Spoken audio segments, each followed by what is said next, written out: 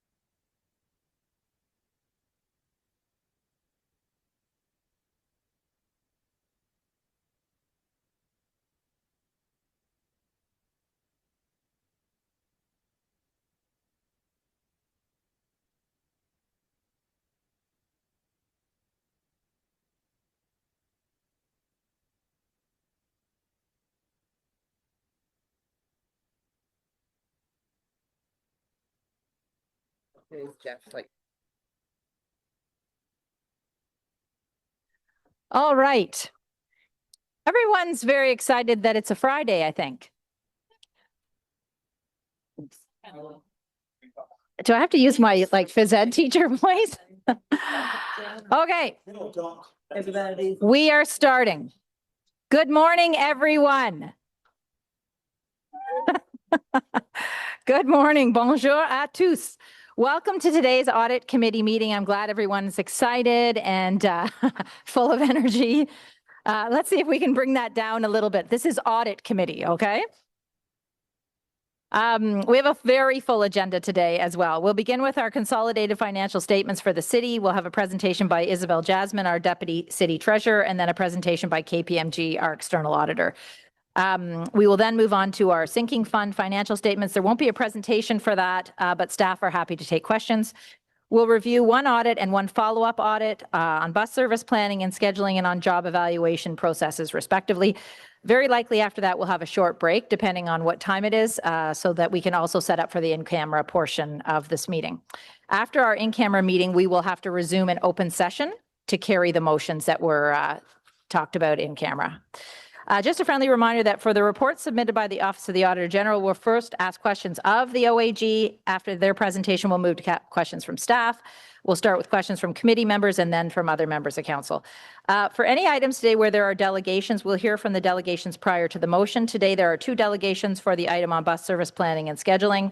And a quick reminder to delegations and to councillors, please keep your questions and comments on the meeting's materials. You know, there's always, in a topic like this, there's a human need to stray from that, but we try to stay to the meeting's materials and the reports. All right, let's get started. So regrets, Councillor Kavanagh will be here, but not until about 11 o'clock. And I'll ask the committee coordinator to call the roll, please. Here. Councillor Brown. Councillor Carr. Here. Councillor Hill. Very serious. Present. Councillor Kavanagh. Councillor Kitts. Here. Vice Chair Hubley. Here. Chair Curry. Here. You have quorum, Chair. Thank you very much, Eric. As an initial housekeeping matter, I'll ask for a motion to add the Office of the Auditor General reports to the agenda as they were distributed and published after the agenda. The motion will also include a technical amendment to approve corrections to the draft consolidated financial statements considered under item 4.1. Vice Chair, could you please move that motion? Thank you, Madam Chair. Be it resolved that the Audit Committee approved the addition of the following reports distributed to members and published with the agenda on June 18th. Pursuant to subsection 89(3) of the Procedures Bylaw to allow for consideration of the reports. A, Office of the Auditor General Audit of Bus Service Planning and Scheduling. B, Office of the Auditor General Follow-up Report Review of Job Evaluation Process. C, Office of the Auditor General OAG Audit of Cybersecurity, Critical Infrastructure. D, Office of the Auditor General Follow-up Report Number 2, Audit of Cybersecurity. Approve the following amendments incorporated into the revised version of Document 1, supporting document to the report 2025 City of Ottawa Consolidated Financial Statements distributed to members and published with the agenda on June 17. A, page 4, the accounts receivable line is amended to read $575,871. And the account payable line is amended to read $1,575,010 in the 2025 column. B, page 8. The decrease in the account receivable line is amended to $14,765, and the increase or decrease in accounts payable and accrued liabilities line is amended to $346,315 in the 2025 column. Part C is page 8. The investing activities purchase of investments line is amended to $347,147. And the disposal of investments line is amended to $774,185 in the 2024 column.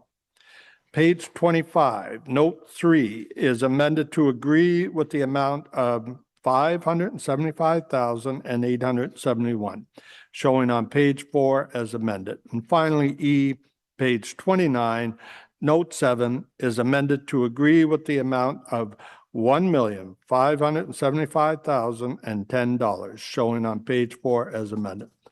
Thank you. Please don't ask me to read that again. That was excellent reading, Vice Chair Hubli. Thank you very much. Okay, so that motion, is that carried? Carried. Thank you very much. And declarations of interests, none were filed. And we move to the Audit Committee minutes 17 from April the 30th, 2026. To confirm these minutes, are they carried? Carried. Carried. Thank you. And now we move to the Finance and Corporate Services Department for the consolidated financial statements. We'll wait for Isabel to come to the desk.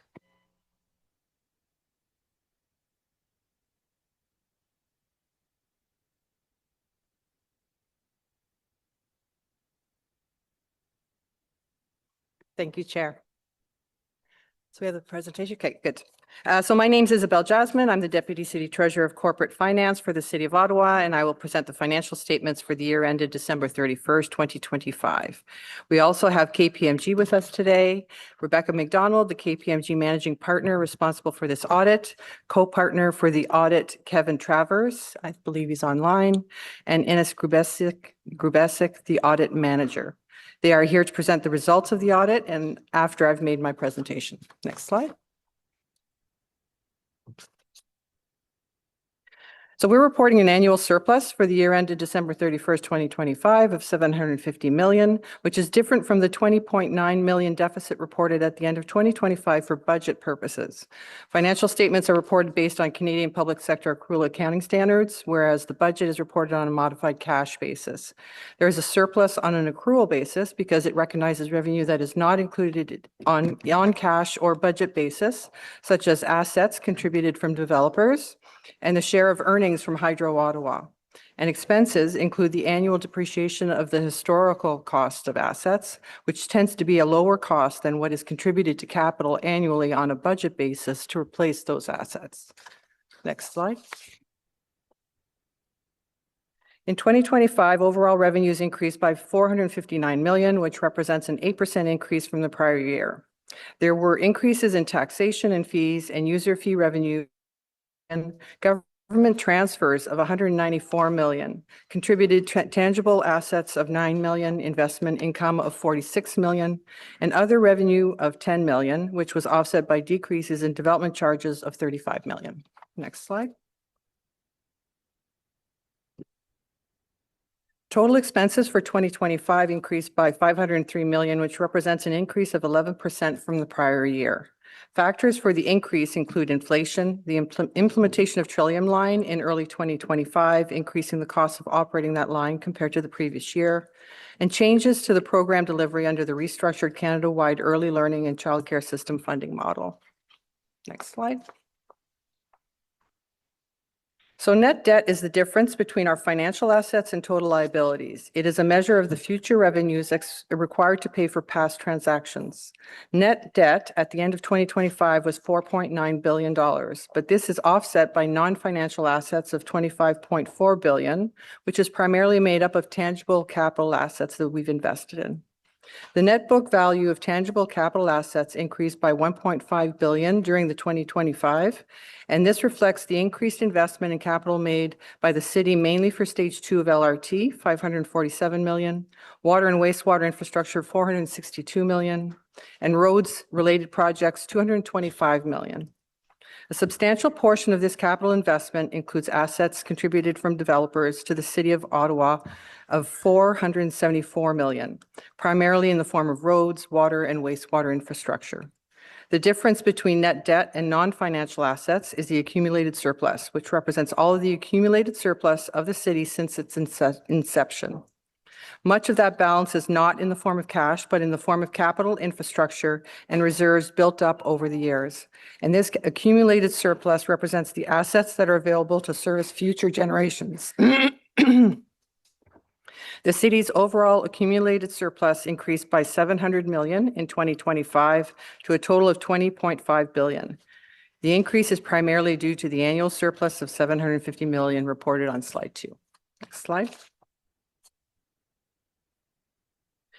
Financial assets. Cash and cash equivalents make up 26% of our financial assets, or just over $1 billion.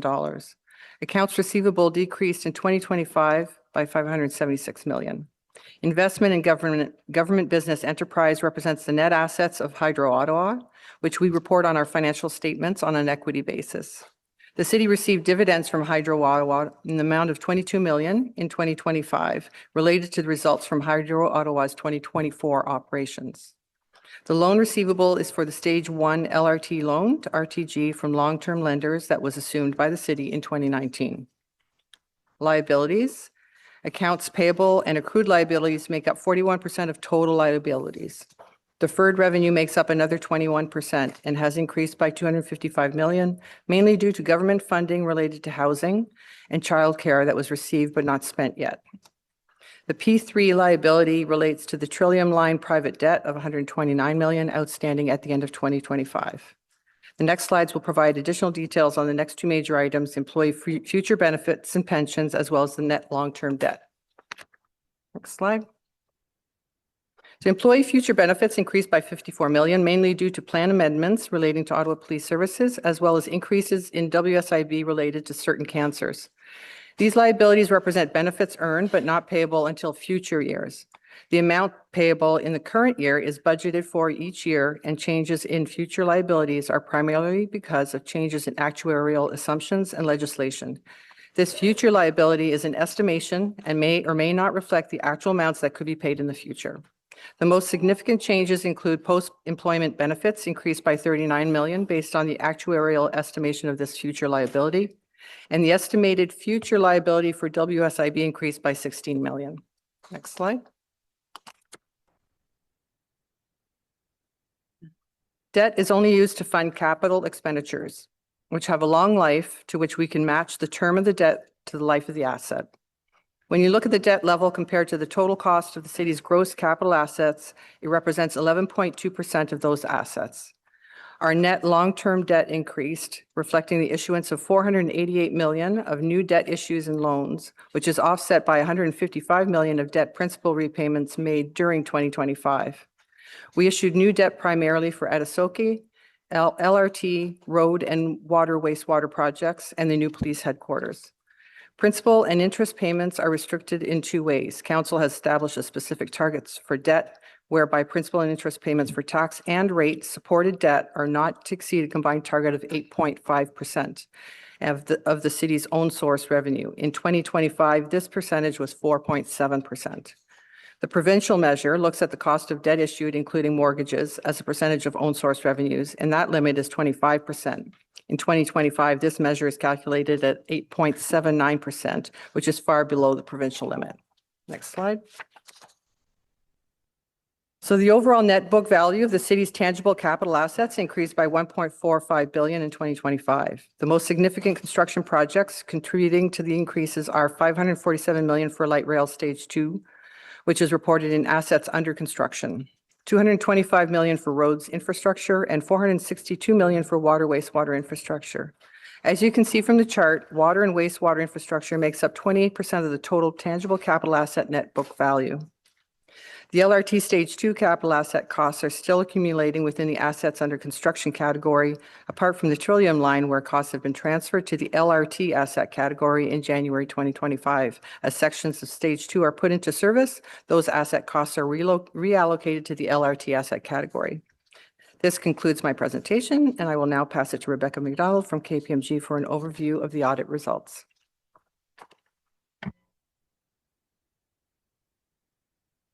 Thank you and good morning. And as you head into our presentation, just a thank you to management for their support and collaboration through the external audit process, as well as this committee in terms of the discussions we've had to date to get to our findings presentation this morning.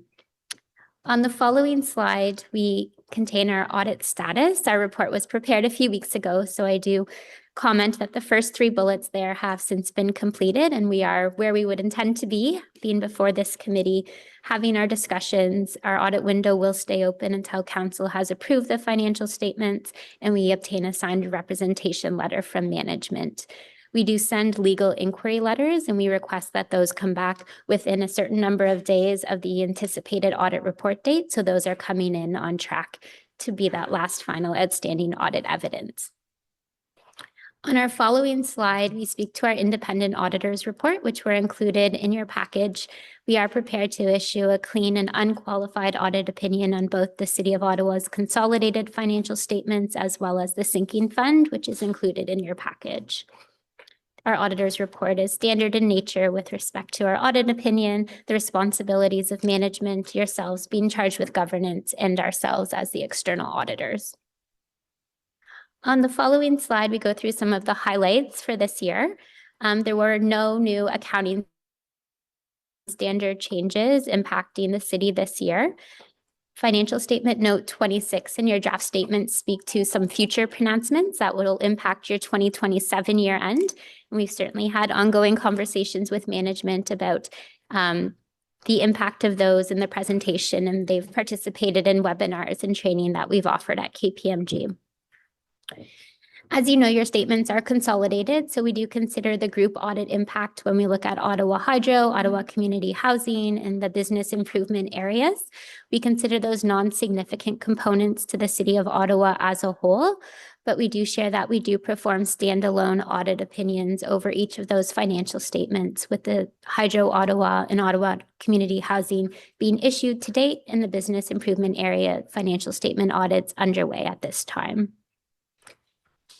In terms of our audit plan, we had communicated 2 significant risks. The first around the consolidation process, recognizing some of the manual interventions in that, as well as a presumed risk of fraud, which is a requirement under Canadian auditing standards.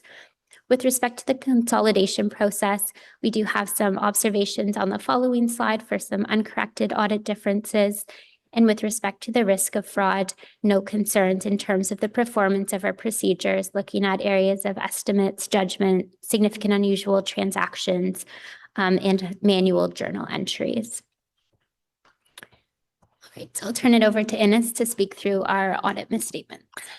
Thank you, Rebecca. Upon our review of the consolidation process with the Ottawa Community Housing, we have noted the following uncorrected misstatements: a reclassification error between the accounts payable and the employee future benefits liability of the amount of 7.9 million, a reclassification error between the accounts payable and deferred revenue of 6.3 million, and consolidation error between accounts payable and accounts receivable of 6.6 million. Just to emphasize that these amounts are not material to our financial statements and do not modify our audit opinion. As for the corrected misstatements, we have noted simply a reclassification errors of realized gains on investments of 19.7 million in the statements of remeasurements of gains and losses between the unrealized gain and the amounts reclassified to statements of operations.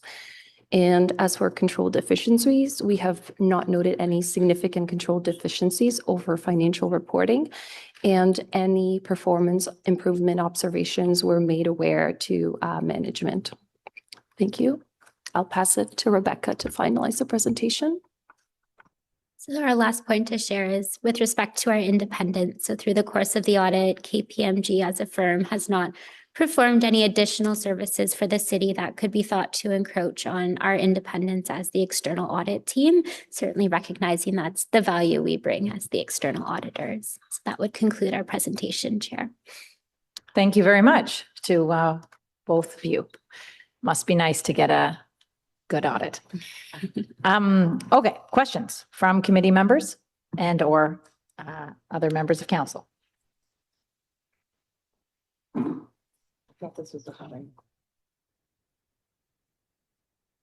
Okay, Councillor Hill.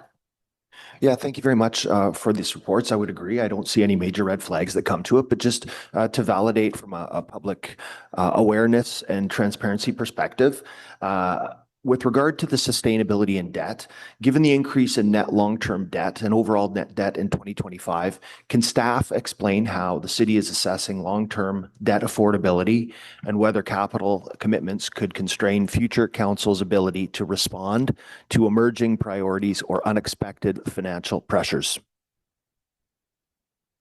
So Chair, there's a few things we have in place. We have the long-range financial plans where we take into consideration what our requirements are for the next 10 years. We also have our policy to maintain debt within reasonable levels. We do get a credit rating agencies reviews every year to make sure that we're maintaining our AAA credit rating. They look at that in terms of not just our current debt, but future expected debt. And so all those measures are in place to manage that as much as possible. Okay. And the statements also show an increase in accumulated surplus, but also a decrease in reserves and an increase in future liabilities. Can staff clarify whether the city's reserve levels remain adequate for asset renewal, risk management, and unforeseen events, particularly given the scale of major capital projects that are underway in the city right now? Thank you for that question, because that was the fourth item. We have a policy for reserves. We have established a minimum and maximum requirement, and we are maintaining those minimum and maximum amounts. As we update our tax and rate and other LRFPs, we are updating those maximum and minimum levels. As we see trends changing, we are also adjusting those maximum and minimum levels, and we have been maintaining the minimum levels since that policy has been in place. I didn't see it spelled out clearly. I may have missed it, but did the number, is it clear the year-over-year city growth in terms of revenue, not including tax increases or anything to that effect, but simply in terms of city growth? I think we projected 1.1% last budget season, but did we meet that target year over year in the 2025 audit?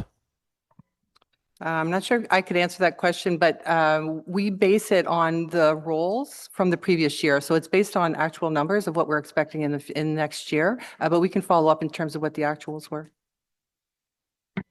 And I guess my last question is with regards to the KPMG's comments on some of the outstanding procedures. And I just want to get an appreciation for the comfort level that we have with the status that we have right now, given that there were outstanding documentation.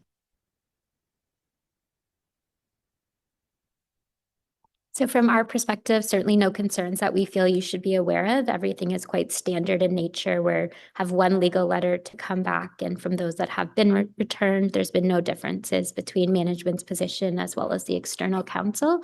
And the items are quite standard in nature in terms of leading up to council's review and approval next week. Okay. Thank you very much, Madam Chair. Thank you, Councillor Hill. Any other questions? I just have a couple of quick questions. The uncorrected misstatements. Staff, I'm wondering if you can make a comment on that. Why would that ever be?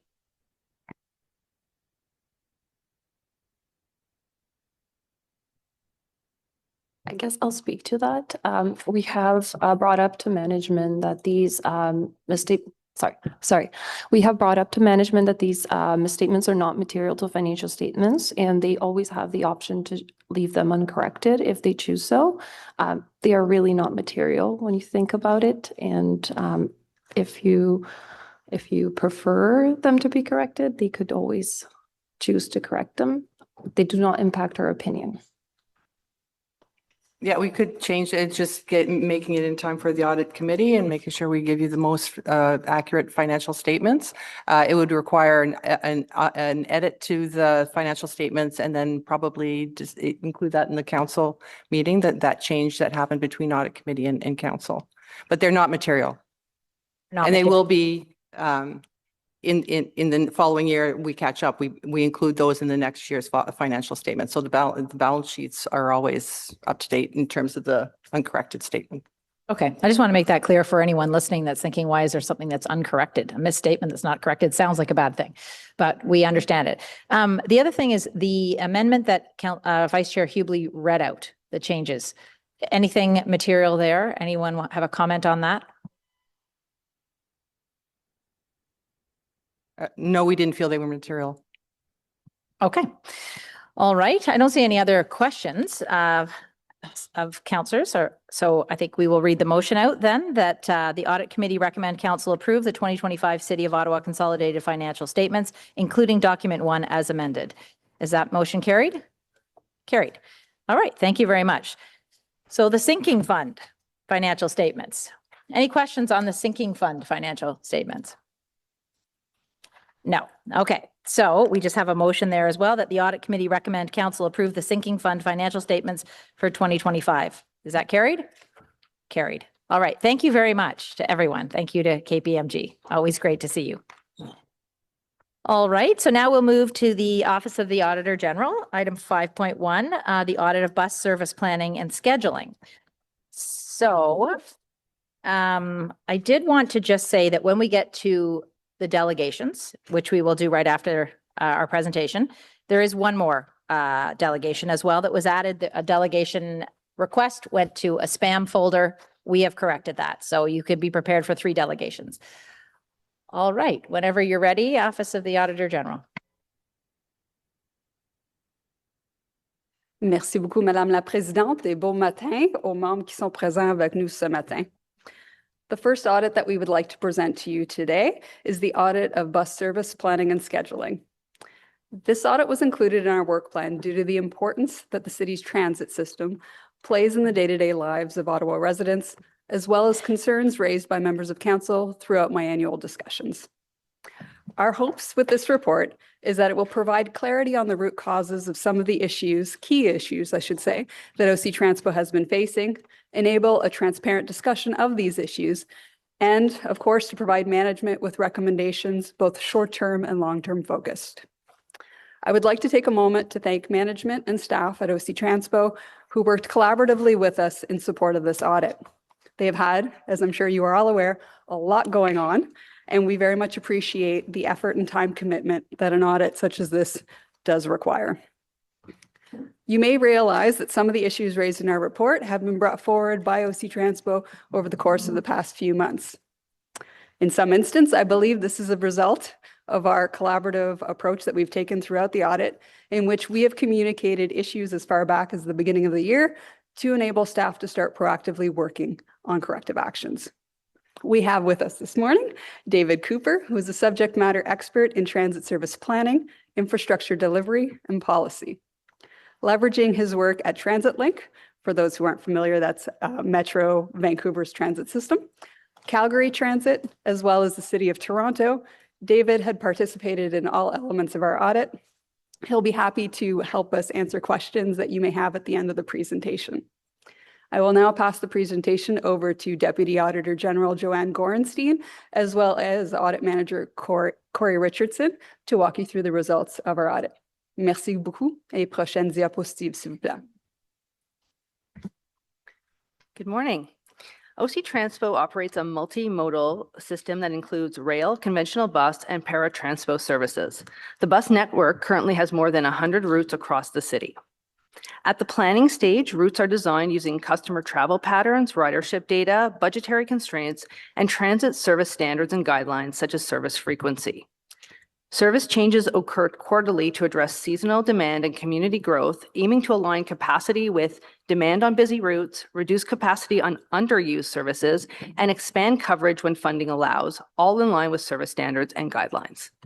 The scheduling stage then incorporates these changes to produce schedules for each route. Next slide, please. The objective of this audit was to assess the efficiency and effectiveness of OC Transpo's bus service planning and scheduling process. Specifically, the audit examined the governance and operational processes for conventional bus route planning and scheduling related to the implementation of New Ways to Bus, which was effective April 27, 2025 and beyond. Given the current bus operating environment, our audit also included related areas which support the audit objective, including future fleet planning for the achievement of service expectations.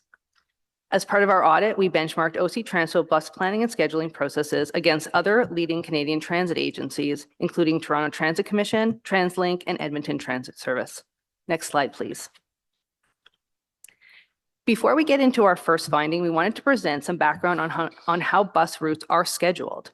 Scheduling is continuous and cyclical, with 4 service bookings each year. Because of the size and complexity of Ottawa's transit system, schedule changes usually require 6 months of lead time before they can be implemented for customers. Just for context, a route is a numbered service that follows a specific path around the city, while a trip is one instance of a route.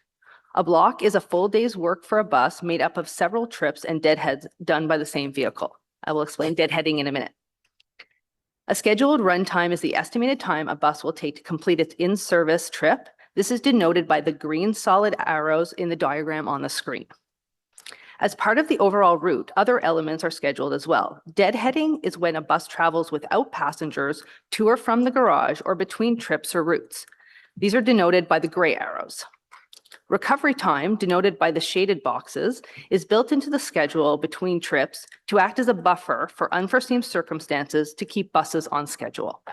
Minimum recovery time is built into the collective agreement with bus operators. Finally, interlining, also denoted on this diagram, occurs when there are multiple routes serviced on the same block. We will now present the findings related to bus scheduling. Next slide, please. The audit found that run times were last comprehensively updated as part of the planning for New Ways to Bus using data collected in 2023. However, due to delays in launching New Ways to Bus in 2025, run times have become inaccurate as traffic patterns have changed. In reviewing the fall 2025 service booking, we found that on average, 29% of weekday routes longer than 30 minutes had scheduled run times that varied by 10% or more than actual run times as depicted on the graph on this slide. While OC Transpo has processes to identify routes with runtime issues, limited operational resources have impacted the number and type of adjustments that can be made. Even with recent runtime adjustments made through the spring 2026 service change, there are currently 35 routes with deviations of over 10% from their runtimes. In addition, factors such as deadheading, recovery time, and interlining built into the schedule have impacted bus reliability. For example, while we understand that updates are ongoing, the current deadhead time may not be appropriately scheduled. If delays occur when deadheading, this can impact the next trip, further impacting reliability. Additionally, we found that while transit agencies typically build in a 10 to 20% recovery time into the schedule to act as a buffer, 14% of blocks had less than 10% recovery, while a third of blocks had more than 30% recovery built in. In addition, some trips had less than 5% recovery time, which is a requirement in the collective agreement. This can impact start times of the next trip on the block of work. Lastly, in the most recent service booking, 90% of blocks had interlining. While interlining itself does not impact run times and is a strategy to efficiently manage limited resources, if a bus is running late on one route, that delay can negatively impact downstream trips on other routes. In the end, consistent runtime gaps have impacted the ability for OC Transpo to deliver consistent and reliable service at target levels, especially during peak periods, which has ultimately impacted riders' trust in the system. I will now pass the presentation over to Corey for the remainder of the findings. Next slide, please. Thanks, Joanne. The second finding is related to fleet and operator availability. So in the planning to New Ways to Bus, fleet availability was not considered a primary constraint. As a result, the redesign did not directly assess whether sufficient resources would be available to operate the redesigned network. While 540 buses were needed to deliver the service when New Ways to Bus was launched in spring 2025, trips were already removed from the schedule to reduce this number to 524 due to the bus shortages. However, during this period and until about mid-March this year, the actual bus availability typically fell below 500. While the issues experienced with the delays in receiving and onboarding the zero-emission buses were unexpected, the fleet data from 2023 through March 2026, as shown on the graph on the slide here, show there's been historical shortages during periods of high demand. As noted in our audit, about 15% of total scheduled buses during peak times are used for school service routes. Because school routes are treated as the highest priority for addressing trip cancellations, buses are at times reassigned from other routes during peak periods to ensure school trips are delivered. While this approach supports delivery for schools, it can come at the expense of other routes during unplanned service disruptions. Lastly, based on OC Transpo data for resource projections, there is a current bus operator gap that is not expected to be resolved until January 2027. This can further impact service delivery. Next slide, please. The next findings relate to service standards. So service standards are a critical tool used in service planning that is informed by a transit agency's vision and goals. When multiple priorities must be balanced within operating constraints, clear service standards provide a technical rationale for service changes and adjustments. The audit found that there's no clear definition of what priorities and trade-offs should be in the design and delivery of the transit network. This can result in planning decisions that may not be aligned with the overall strategic goals and funding constraints. Further, audit noted that while service standards are typically reviewed and updated every 5 to 10 years, OC Transpo's last consolidated service standards and policies were published in 2005. While some foundation principles still remain relevant, the city and the transit network have undergone significant changes and subsequent updates have not yet been consolidated. Once service standards are established, transit agencies are expected to evaluate services using defined performance measures and must understand what data is required and how to collect this data in order to assess compliance to the service standards. OC Transpo's approach to monitoring the existing standards is not always consistent. For example, the last fulsome analysis related to service coverage standard was completed in 2014, and at which time the target was not being met. Further, where performance falls short of established service expectations, such as reliability targets, management has confirmed that no analysis has been conducted to determine the level of resources needed to fully meet these service expectations. Without this, management cannot provide a clear picture of the resource requirements needed to meet the service standards. Let's go to the next slide, please.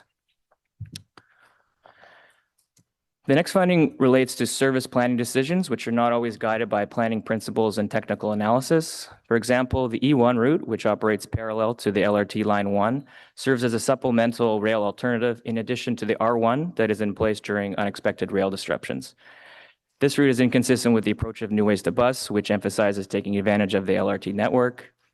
The estimated operating cost of this route is $1.3 million annually and requires buses during peak service hours.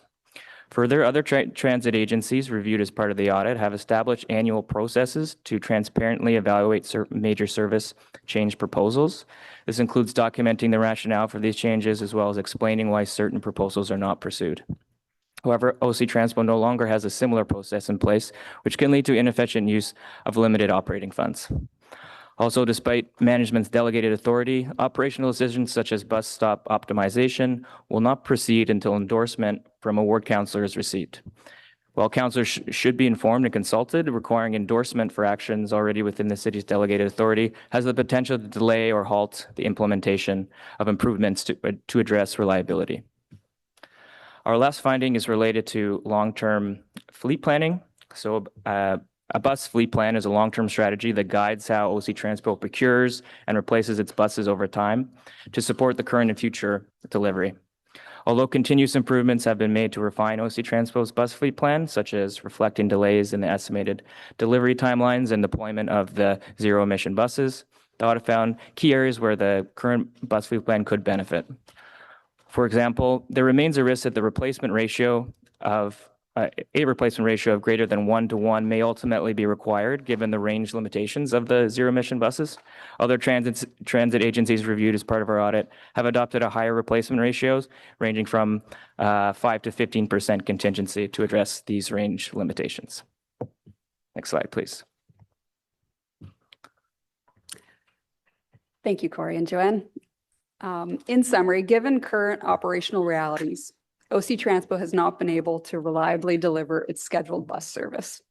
The evolving transit pattern and post-pandemic landscape, delays in both LRT lines, openings, and the delivery of zero-emissions buses, as well as reduced fleet availability, are challenging the planning and scheduling process.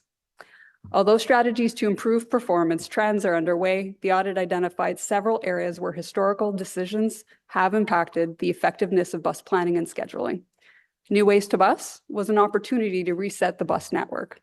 However, specific foundational pieces were missing, including the establishment of a clear order of priorities, given that the network would not be able to address all needs, as well as updated service standards to articulate specific expectations for service levels going forward.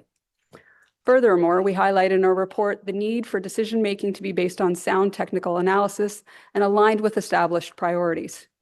This will ensure that management can demonstrate the best use of the limited resources. Given the upcoming LRT Line 1 extension openings expected in the near term, OC Transpo has the opportunity to establish clear priorities, deliver and consolidate realistic service standards, and consistently measure performance against those standards. Chair, this concludes our presentation. We'd be happy to take any questions members and councillors have at this time. Merci beaucoup. Thank you very much. We'll just move to our three delegations first, and then we'll have questions for you, I'm sure. Our first delegation is Noah Weinberg, and I think he is online. Hi, Noah. Good We're ready morning. whenever 5 minutes you have. Good morning. Thank you. Chair, committee members, je suis ici depuis 23 ans. J'ai conduit, j'ai écouté, et j'ai attendu ce jour. The information delivered today is not new. We have been bringing this data forward for years. My predecessor brought it forward. I brought it forward. And we sat across from this management team, the one before it, and the ones before that, and we laid it out.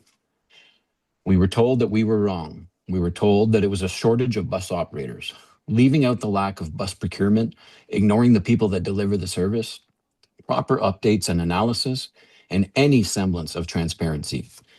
Just disguised cutting of service with flashy PowerPoint presentations, colorful taglines like route optimization and new ways to bus. It was never a shortage of operators. And let me say what that excuse really was. It was misleading, it was wrong, and it was insulting. Every time someone stood up and blamed a shortage of drivers, they were pointing at the people who showed up every single day to serve this city. Our members committed to this work. To put the failure on their backs was offensive, and they felt it. The workers showed up, the workers delivered, and the system was built to fail them, yet they carried it anyway. Pendant ce temps, nos membres ont encaissé la colère du public, en personne et en ligne, pour des décisions qu'ils n'ont jamais prises. Our members took the public's anger in person, online, for decisions they've never made and had no power to stop. Years of no transparency and years of misinformation put that anger on the wrong people, and none of it had to happen. The misleading phrase, shortage of operators, should never again be used to cover a failure to schedule, to plan, or to choose a cut service. I thank this committee. I thank the Auditor General for the work behind the findings. We pushed for this audit for a long time, and we needed it. It has finally been delivered. But the responsibility does not stop at management. The direction of this service was given and came from the front line, above the front line. The cuts and the way the work was manipulated, the meddling within operations, that was set up by people with control over the mandate. Management chose the road, but they were pointed in a direction, and this audit lays that out. We must be honest about what it shows. We're pleased with much of what the findings have shown. They support what we have spent months and years trying to show. We believe the fix when we see it, but the record is public now, and that will matter as we move forward. Ottawa, Les membres de la STU 279 sont prêts.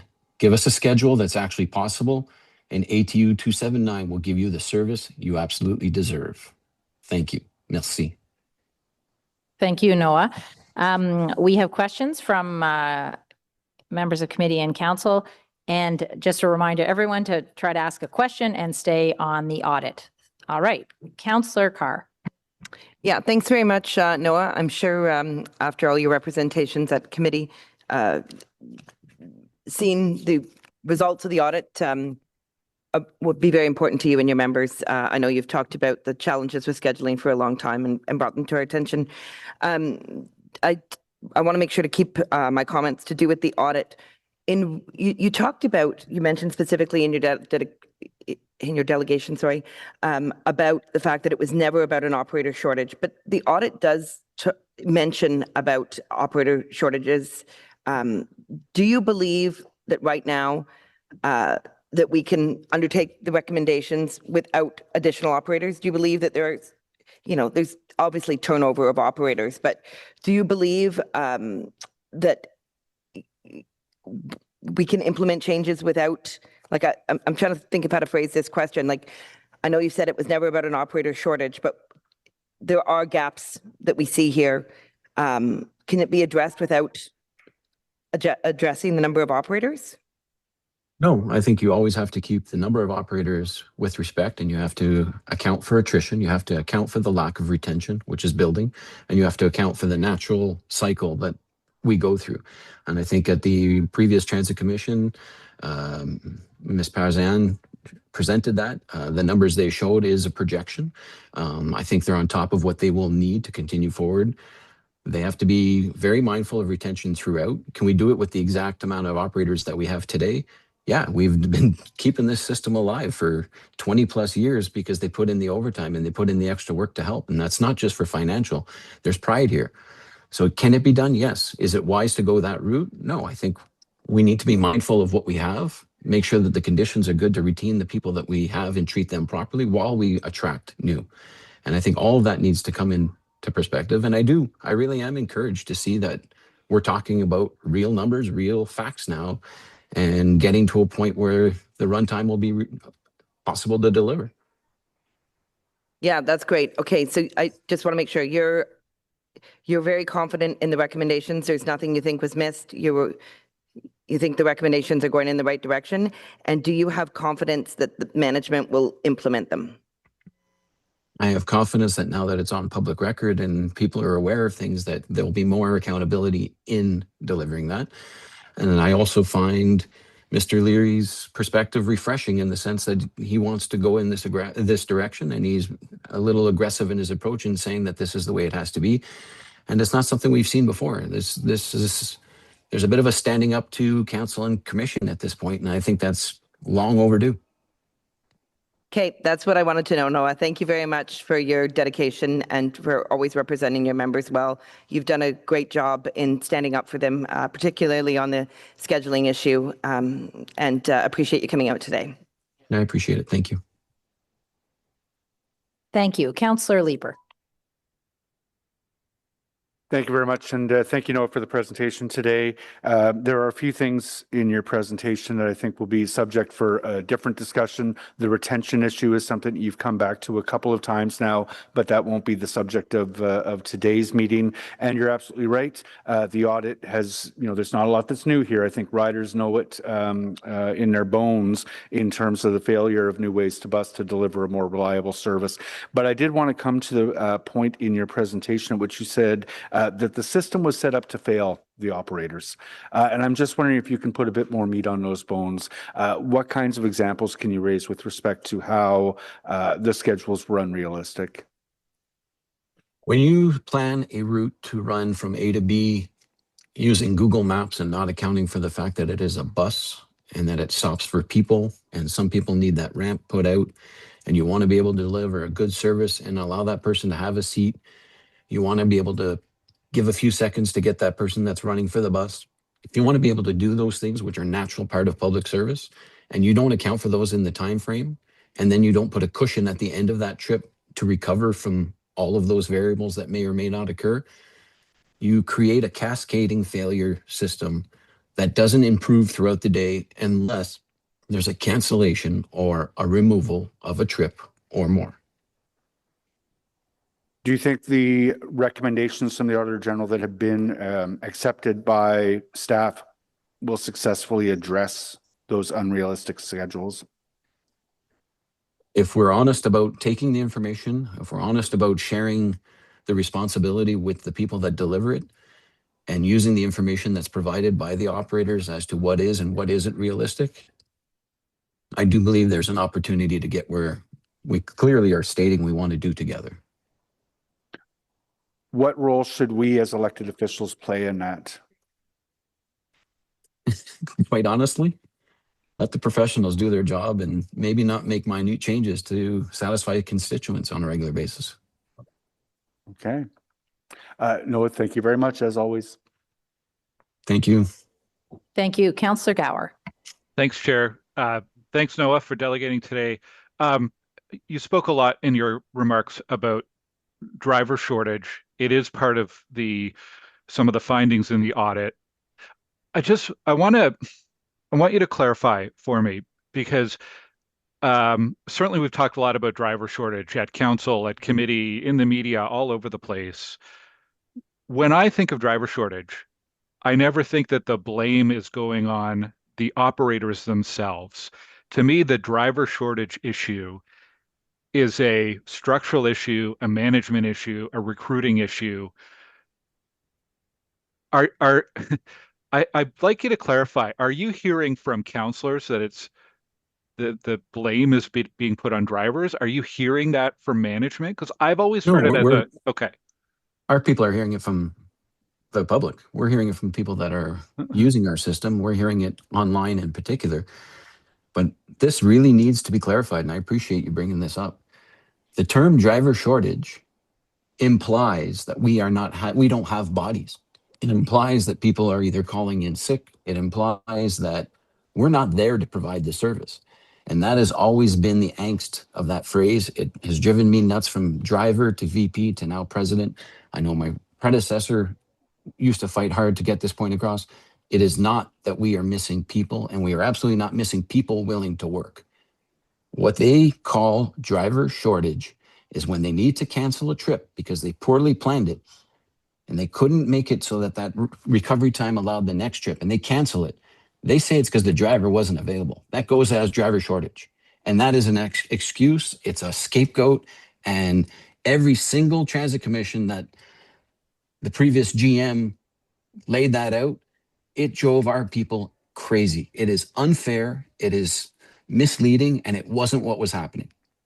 If they cannot plan for the federal mandated break, if they cannot plan for the variables that an operator sees in their day-to-day, that failure is on them. It can't be operator shortage. It's management failure.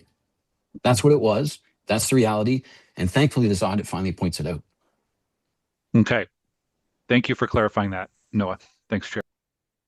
Yeah, and thank you, Councillor Gower and Noah, for making that clear for all of us. It was super helpful. Councillor Tierney. Great. Thank you, Chair, and thank you, Noah, for your delegation today. I've watched over many years of being on council and transit committee the entire time I've been on council, many GMs. I agree with you. I think there's a lot of challenges we've seen. Would it be ordinary that a lot of decisions that were made by management and council, like technology changes and buses not actually being there, you would actually see multiple operators waiting to drive a bus that frankly never even showed up, and you guys took blame for that? Yes, the public reads operator shortage as though the system's being abused, or oftentimes it would come out near a long weekend and we'd hear that nonsense about, oh yeah, they're taking advantage of the system. And the reality wasn't that. We had the system's built to have spare operators. The spare operators cover for those one-offs and those anecdotal moments when somebody needs to cover. That's there. The spare's there. The system's built properly for that. To imply that it's failing because of a shortage is often misleading. It's insulting, and I alluded to that in my speech, and I truly believe it. It always came as an insult to us. We have operators that enjoy running a spare board so that they can do different work every day and meet different people. The contingencies are in place. The manipulation of the wording and the manipulation of the coding to be able to say that it's because they were of a shortage, no, it was poor planning, and it really always falls to that. Great, and thank you. And that's where I was going. I think you've probably seen I've been quite vocal about some of the decisions that have been made, especially on technology that hasn't arrived. For example, buses, and you guys get blamed, even though it's the things that you have to drive to be able to do your function. So thank you for that. You also did note, and I completely concur, that previous GMs may have not have included the operators to the degree that I'm seeing right out of the gate. I'm hearing from operators that live in my ward that are quite pleased with the new goal. This is the first time I've really seen this ever, where operators are part of the discussion to give real world examples to management and with this GM. Is that a fair statement? And hopefully this continues, because I see this actually helping solve the issue and give back to people the transit they deserve. It's a fair statement that we've turned a corner. Absolutely. We recognized it in bargaining. We were able to get some language that enables us to have a little bit more of a say at the table, if you will. And with that, under Troy's watch, it was instrumental towards moving this. That management team that replaced Renee's was very instrumental in moving in this direction. And any concern I had of Mr. Leary coming in and flipping that is alleviated. He has been very welcoming, and he has pushed for things to move a little quicker than in the past, which is, again, really refreshing. And I think we're in the right direction. I will say it once again, I am cautiously optimistic. However, things are moving in the right direction. And to be honest, the tone from management at this point, laying it out frankly, is refreshing to hear at council, it's refreshing to hear at commission, and it is very refreshing to deal with. Great. Thank you. Leadership drive results, and thank you for your leadership and Mr. Leary's leadership and the continued work together. I appreciate that. I appreciate it. Thank you. Thank you. Thank you very much, Noah. There are no further questions. It will go to the, oh, sorry, wait a second. Okay, no, we're good. Thanks a lot, Noah. Sorry, computer. Thank you very much. All right, we'll move to the next. Happy Juneteenth. Happy Juneteenth. Oh, Councillor Carr, you have to get with the program, okay? You have to be cool to know that. So our next delegation, back to Audit Committee, is Michael Wright. Michael, you have 5 minutes whenever you're ready.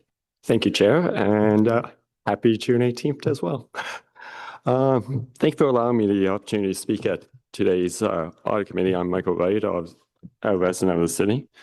Overall, I'm pleased to see this audit and the contents of it. It's been a long time coming, as echoed by the previous delegate. However, there are a few things I notice it's missing and would simply like to put that on the record, such as the ridership figures on page 5 go back to the 2019 period, but there's also, under the fleet section, there's a failure to mention the loss of the fleet over the span from 2019 through 2023, namely where we retired like 175 Orion hybrid buses and the 74 8000 series double deckers, which I brought up when I delegated at the November 24th, 2025 Transit Commission at the budget there. And also, there's a mention of the E1 service, which I would just like to offer a few comments on, which personally, one thing I would like to see in the long term is, for example, extending the 200 series connection routes back downtown, but that also plays into this audit because we would need to have a solid transit service plan in order to accomplish that, like as per recommendation 6, but and we would need the buses to run that, but we can't do that without a plan. So overall, I am pleased to see the contents of this audit, and because in my opinion, Ocean Transport does have the base foundations to be an amazing system if it wants to be, and I feel we're definitely going down the right path for it. Because don't forget, if you go back in time to 1987, we actually won an award by the American Public Transit Association for being the best public transit system in North America, or best large public transit system in North America.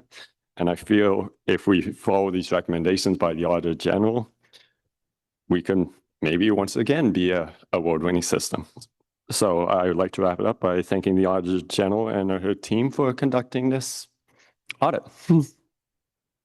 That concludes my delegation. Thank you very much, Michael. Questions for the delegate? I don't see any. Michael, thank you for coming today. Thank you, Chair.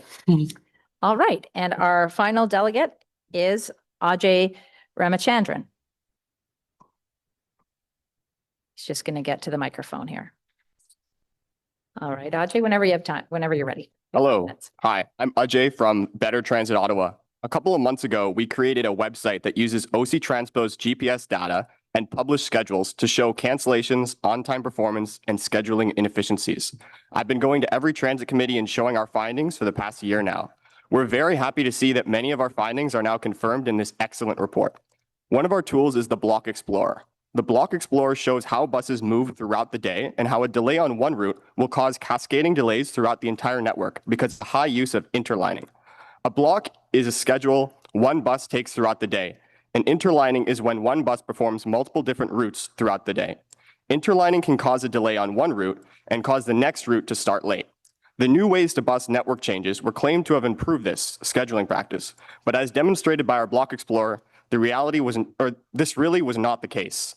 This report found that 48% of blocks have more than 3 routes on a block, and 11% of blocks have 6 or more routes. That means if there is a delay on only one of those 6 routes, every other route in our network is now affected. Quote, in January 2026, start times were late 37% of the time, with 24% starting over 10 minutes late, end quote. Late start times means delays in earlier trips are causing cascading delays throughout the day. The report also found that 14% of blocks have less than 10% of in-service recovery time. This means there isn't even any room for error from unplanned delays. OC Transpo needs to take a serious look at this scheduling practice if they want any hope of improving the reliability of the network. Another important finding in this report is how there are most likely not enough replacement electric buses ordered. The report describes how we are only ordering buses at a 1-to-1 ratio, which cannot work when the buses have battery life constraints. Other agencies plan to order 5 to 15% more buses to account for this. But what this report doesn't mention is that there's also going to be a capacity issue. We will most likely need even more than 15% more buses as we are replacing high-capacity articulated and double-decker buses with lower-capacity buses. Replacing them 1-to-1 is an almost halving in capacity. OC Transpo needs to make a future-looking plan on the future of our bus fleet. Overall, while it is great to see all these findings laid out in a report, the real challenge will be implementing the suggestions. We need to see real changes come out of this and at an expedient pace. OC Transpo is clearly experiencing a lot of challenges, but things can get better, and there are now instructions on how to do this. I hope everyone at OC Transpo and on City Council takes these recommendations seriously, and we can have a functional transit system again. Thanks. Thanks, Ajay. Councillor Leeper. Thank you very much, and thank you, Ajay, for the work that you and your volunteer colleagues have been doing. It's a real addition. And thank you as well for continuing to bring up the bus capacity issue. That is an iceberg that I think is looming that we're going to need to deal with. I did want to ask you about something else that was in the AG's report, which is the lack of a service standard. And I'm going to ask the Auditor General as well in a bit about what sort of options we have, but what, in your view, would an appropriate service standard look like, and how might that influence the bus schedules? Well, a service standard is going to have to be like who gets access to the buses. That's like 400 meters, 800 meters for buses that are in what times of the day. And then we're going to have to see some on-time performance stats for those buses as well. And right now, it's very confusing. I think the report mentions that there were service standards defined in 2005 in a report that can't even be found anymore on the internet, which is very confusing. So I hope to see some more specific service standards so that OC Transpo actually knows what to do, because right now they don't know how to balance between service reliability and coverage, because if you increase coverage, you might have less reliability because you are not as conservative in how you plan things out. Yeah, the service coverage standard is something that was raised by the Auditor General in the presentation. There's not a lot of discussion of that in the report itself, but as far as I can tell, we're not even pretending to adhere to any standard that we might have had at one point. New ways to bus has meant much longer walks to bus stops for folks. That seems to be in contravention of a service standard that we had at one point, but there's been no rigorous exploration of that. And I hope that as we follow up on the AG's recommendations to create service standards, that service coverage is something that we take a rigorous look at. Thanks for your presentation today. Thanks. And Councillor Kitts. Thank you, Chair. No questions, just a comment. I have a very unreliable route in my ward that we've been tackling that I'll reference later today, but we actually used your on-time performance calculator to sort of stress test some of the assumptions that we were making and sort of use that to help make changes to Route 30. So I just wanted to acknowledge your work on that and thank you for doing that. Thanks. Thank you very much. We don't have any further questions. Okay, so now we have questions for the Office of the Auditor General.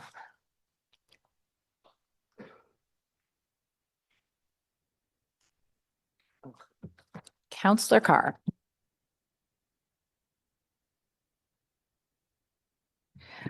Thank you very much.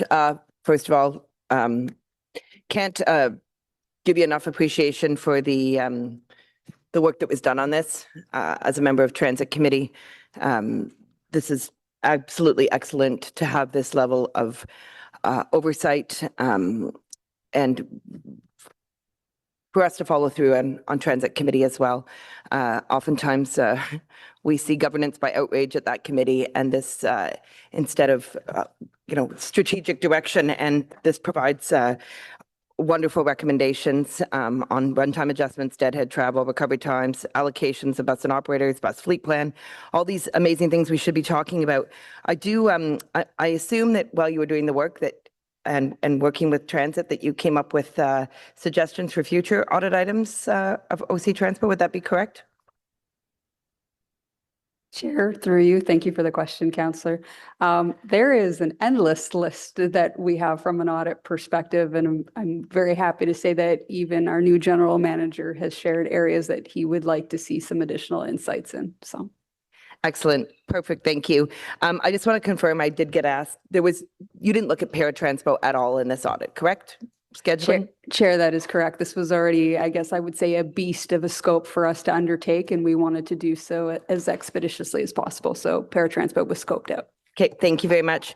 The fleet plan is something that I've asked about the past several Transit Committee meetings. I was always surprised that we didn't have one, given that the previous council made a lot of decisions, for example, on the e-buses, not putting the on-street pantographs on, knowing that only 57% of the routes could be delivered by this, continuing to order double-decker buses, even though they had a meantime failure that was not very good, and as well manufacturer's defect. You noted in the report that a healthy fleet has 80% of buses available for use. Where did that statistic come from?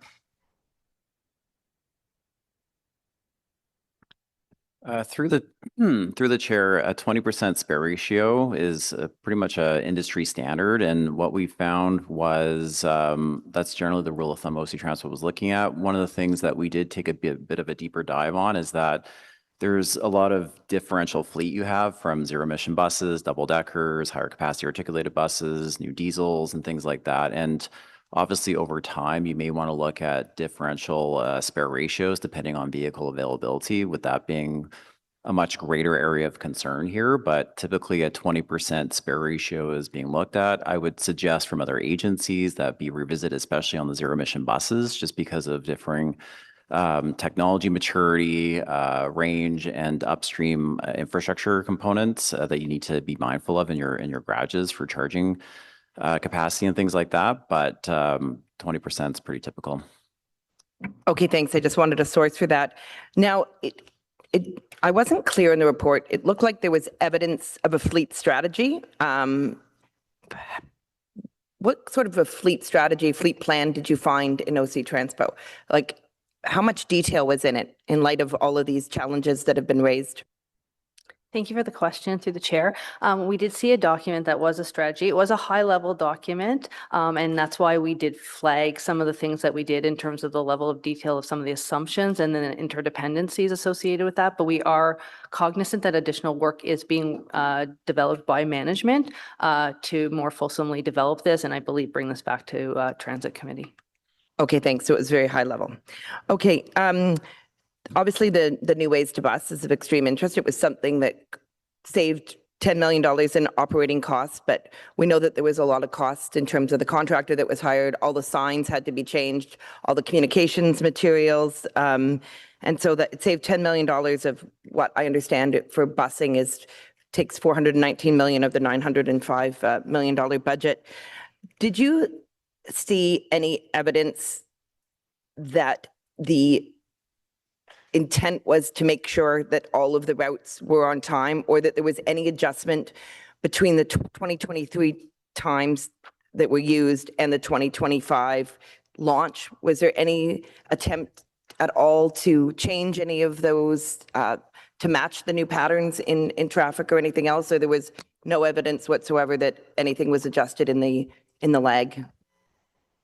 Thank you for the question. That was a lot of I'm going to try to make sure I get all the components, but I do think in the crux of your question, we did see evidence that between for the design based on 2023, what was started in 2023, they were definitely addressing the run times. I think, but again, the data was based on 2023. So then when we got to 2025, things had changed. And again, there's a lead time required for to put into the schedules, and that was part of the problem.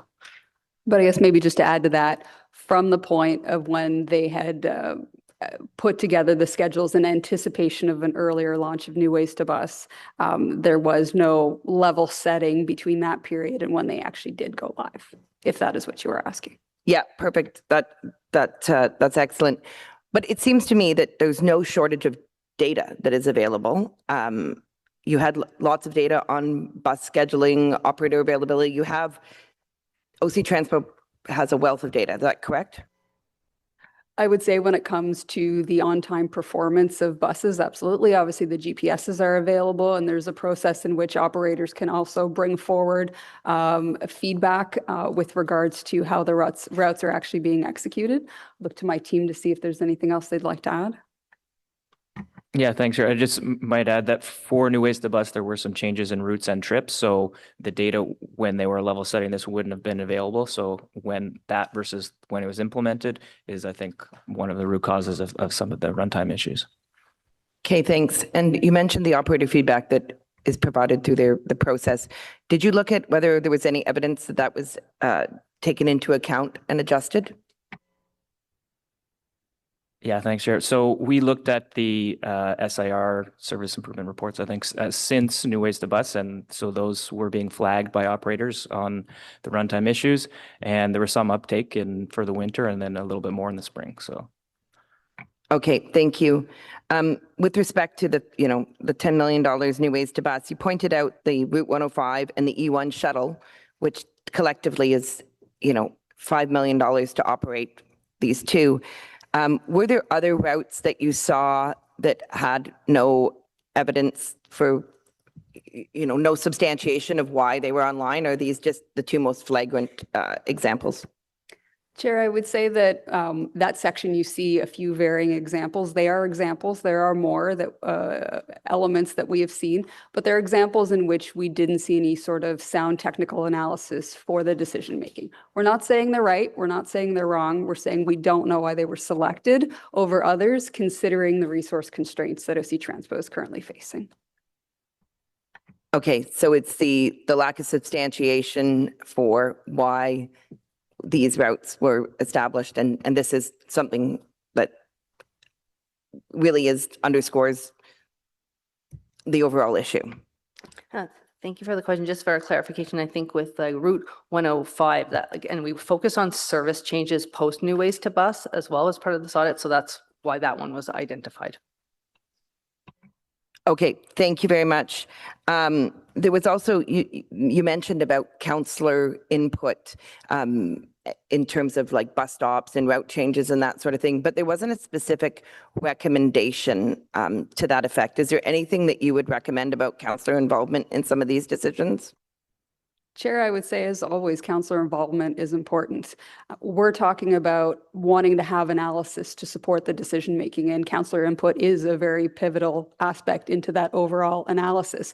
What we're trying to get at with that area and that recommendation is decisions need to be made holistically. When they're made one-offs and individually, it can erode the efficiency of the system. And I look to David, perhaps maybe he can add a little bit more to what occurs when we start making too many one-off decisions that aren't properly supported. Through the chair, so to add on to the Auditor General's commentary, every agency would typically go to an elected official, the counselors, to get input on things at a very local level. That is definitely a standard fare. I think the challenge from the discussions we had with management was that counselor feedback was seen as a veto, frankly. And that's not something that we see in other agencies. In my time at Calgary Transit or my time at TransLink, typically, counselors would be engaged, but through delegated authorities, sometimes things would be changed. If there are feedback from the counselors post-implementation of that, it would be revisited typically, and obviously monitoring done from that. I think the challenge is when we look at a route, many of these routes span several wards, and if we don't apply either service standards or delegated authority sometimes together, we start having a mismatch of how we're deploying service across the system. So you have upstream and downstream impacts from, let's say, stop spacing, sometimes from a traffic operational perspective, sometimes running time implications. So, but to have counselors give feedback on specific stop locations to prevent them from being moved or removed is actually quite atypical. Okay, thank you. Appreciate hearing that that feedback. Very valuable for us. We heard a delegation earlier, and we've seen mention in a report about this whole notion of operator availability. And we've been highly focused on, in discussions at Transit, always about the availability of operators, mechanics. We've heard about these challenges that they pose to the fleet. While it wasn't discussed in your audit, you did spend a lot of time with OC Transpo. Did you see any indication of staffing challenges within the areas that do the fleet, that do the planning, schedule planning? Like, we've heard that there's lots of data available. We focused on operator and mechanic shortages in our conversations, but did you see any evidence that perhaps those areas that are undertaking those planning, that are supposed to be adhering to service standards, all of these, that maybe there's a staffing issue there? Chair, I guess I'll start off and I'll look to my team. I'm sure everyone at this table could add to it. Obviously, we talk about operator shortages. We don't need to go into detail about mechanic shortages because that's a very well-known item. When it comes to the scheduling aspect, I think David would speak to the fact that there's a lot of limited resources out there with regards to scheduling expertise. But I look to my team to add to that. I would be remiss, not through the chair, I'd be remiss not to talk about, we talked about data beforehand in terms of how much data we're getting from a service reliability perspective. We need people to process that data. We need people to report on KPIs. There's several different pieces of resourcing that has been flagged to our attention that I also have concerns about. In terms of going to route-based KPIs, which I think would help a lot of the issues we see on the system, that's a massive resource draw that management will need to speak to if they can do. Scheduling is very specialized. I think one of the challenges that was definitely flagged to us, and I've seen from other agencies, is that we can't do continuous runtime improvement analysis all the time. You have to prioritize that because it's very labor-intensive work, even from processing the data and then introducing it into your 6-month window of time for your scheduling process. And I think that's been one of the biggest challenges. Is I think generally transit agencies are very hesitant to ask for resources in terms of kind of the back end for that. And I think that is an area that requires some attention in terms of getting those scheduling resources.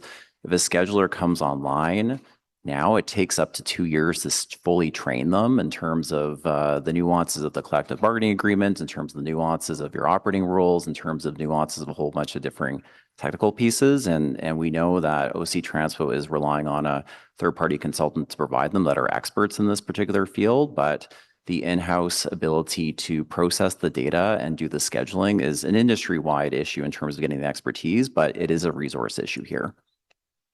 Okay, thank you. That is extremely interesting and valuable to us. In terms of, there was an observation in the report about just the different variables that have to be considered and sort of the lack of ability to, it seems within OC Transpo, they have all these different priorities. They're looking at, the customers are looking at the buses, and then they don't always have council direction. In what areas do you think that council needs to give better direction in order to improve on the issues in the report? Like, where can council do better? What can we do better? Chair, thank you very much for the question, Councillor. I think we really highlighted it's really important for council to set those priorities. Staff can only do so much, and when everything is a priority, it becomes really difficult to determine what's number one. And with the resource constraints, that's even greater. So establishing those priorities and establishing what standards you want to see, I would say, is the most critical. I look to my team to see if there's anything else they'd like to add, but those are the key elements. I think you summarized it very well. Okay, I'm probably out of time, so I'll let somebody else go. Thank you very much. Very valuable insight and answers. Thank you. Vice Chair Hubley. Thank you very much, Madam Chair. I want to start off by thanking the Auditor General and her team for this audit. I can say that when I first saw it, it's what people have been saying since New Ways to Bus first came to life. And it's nice to see it acknowledged here that it was more of a cutting exercise than an improvement to the service provided. It affected people's daily commutes to work and to home right from the start and hasn't gotten better. So I hope that with this audit and it now being on the table, that there was issues with that initiative, that we can move past that. And hopefully I'm encouraged by the new GM, Mr. Leary's view of the whole thing and his ideas about what he's going to do to fix this. I'm very optimistic that he's got some good solutions there for us. I appreciate in your audit that, and if you want to confirm, there's no single problem here. It's a combination and an accumulation of decisions that has led us to this point. Would that be correct? Chair, through you, yes, Vice Chair, that would be correct. This is a system level issue. All inputs from, as we mentioned, operators, buses, past decisions, inputs such as your run times. It's a spread issue, including all the way back to fleet planning from 15 years ago, and the continued aspect of that element up until today. So it is a widespread impacting issue of multiple past decisions. Thank you. To touch on what Councillor Carr mentioned about the comments in there about councillor input, I think it needs to be recognized that when councillors such as myself or Councillor Carr or anybody around this table contacts OC Transpo about issues, it's not because I personally have identified this issue and want to fix it. It's residents that we represent, and that's why we're here. We're not here to represent city staff. We're here to represent our residents and make sure that staff at OC Transpo and other departments know what the community feels about the services being provided, and sometimes there's some great ideas that come out of that. So I think that needs to be recognized, that this is not, yeah, I know there's some examples of individual councillors. I don't want to hide that there's issues with individuals that have done some things in the past that, I'm sure the chair would wrap their knuckles if she had caught them. But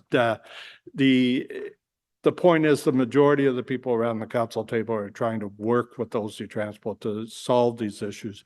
And so any attempt to limit councillors being able to provide that input, I think we have to resist that strongly. We as a council have to resist that strongly.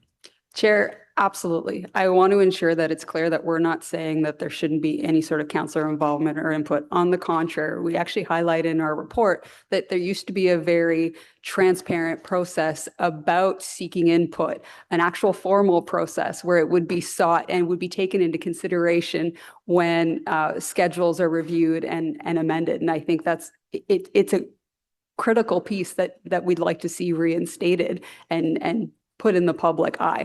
So we are not stating in any way whatsoever. We are just highlighting in some instances that, again, decisions that end up being made need to be based off of sound analysis to ensure that you're not continuing with these one-off decisions that erodes the efficiency of the system.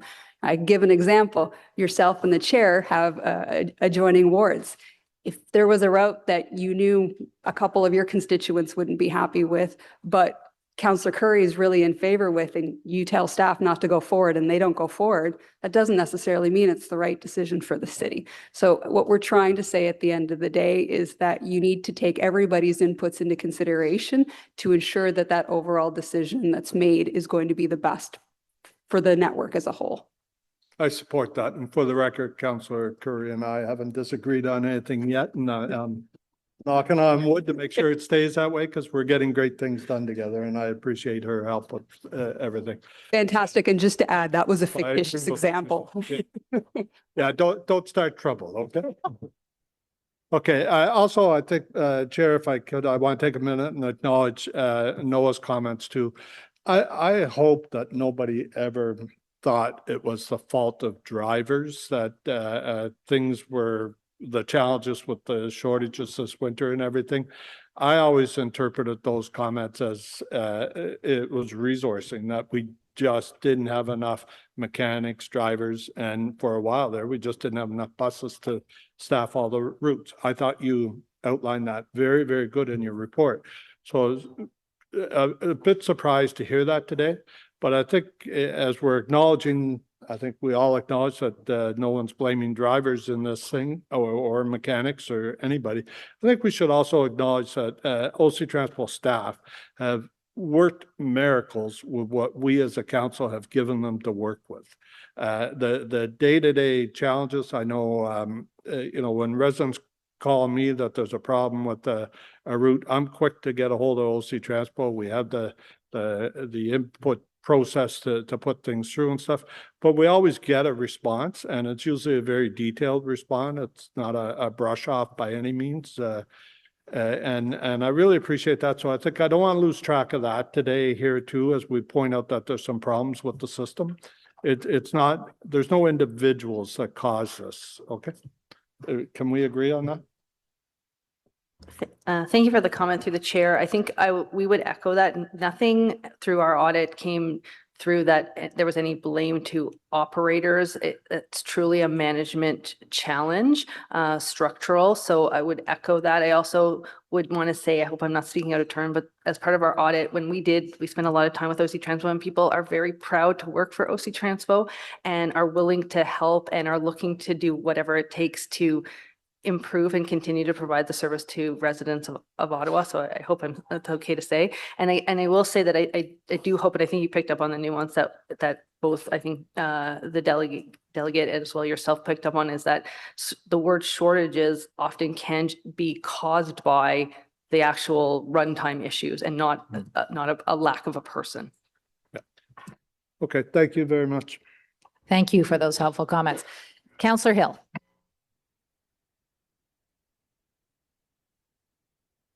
Thank you very much, Madam Chair. And I do want to, again, pick kind of at this scab here that's on page 26 under recommendation 10 that speaks to the delegated authority, and perhaps either leading mobility or the auditor's office can speak to the concept that councillor endorsement can create challenges when making decisions toward meeting service standards. And I acknowledge the comment about one-off decisions, which is not in this report. I acknowledge the comment about, a perception of a veto, which is not in this report. And neither of those are accounted for in the recommendation. And so my principal concern here is if management agrees with recommendation 10, which does not specifically spell out anything as it pertains to delegated authority or councillor involvement, are we inadvertently creating a situation where we are in fact reducing councillor involvement in these decisions?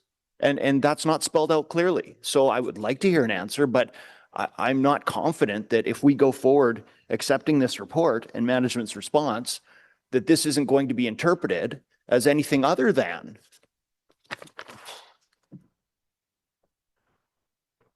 noting that operational decisions such as adjusting bus stop placement or consolidating stops with the aim of improving transit reliability or transit times in practice will not proceed until endorsement from the ward councillor is obtained.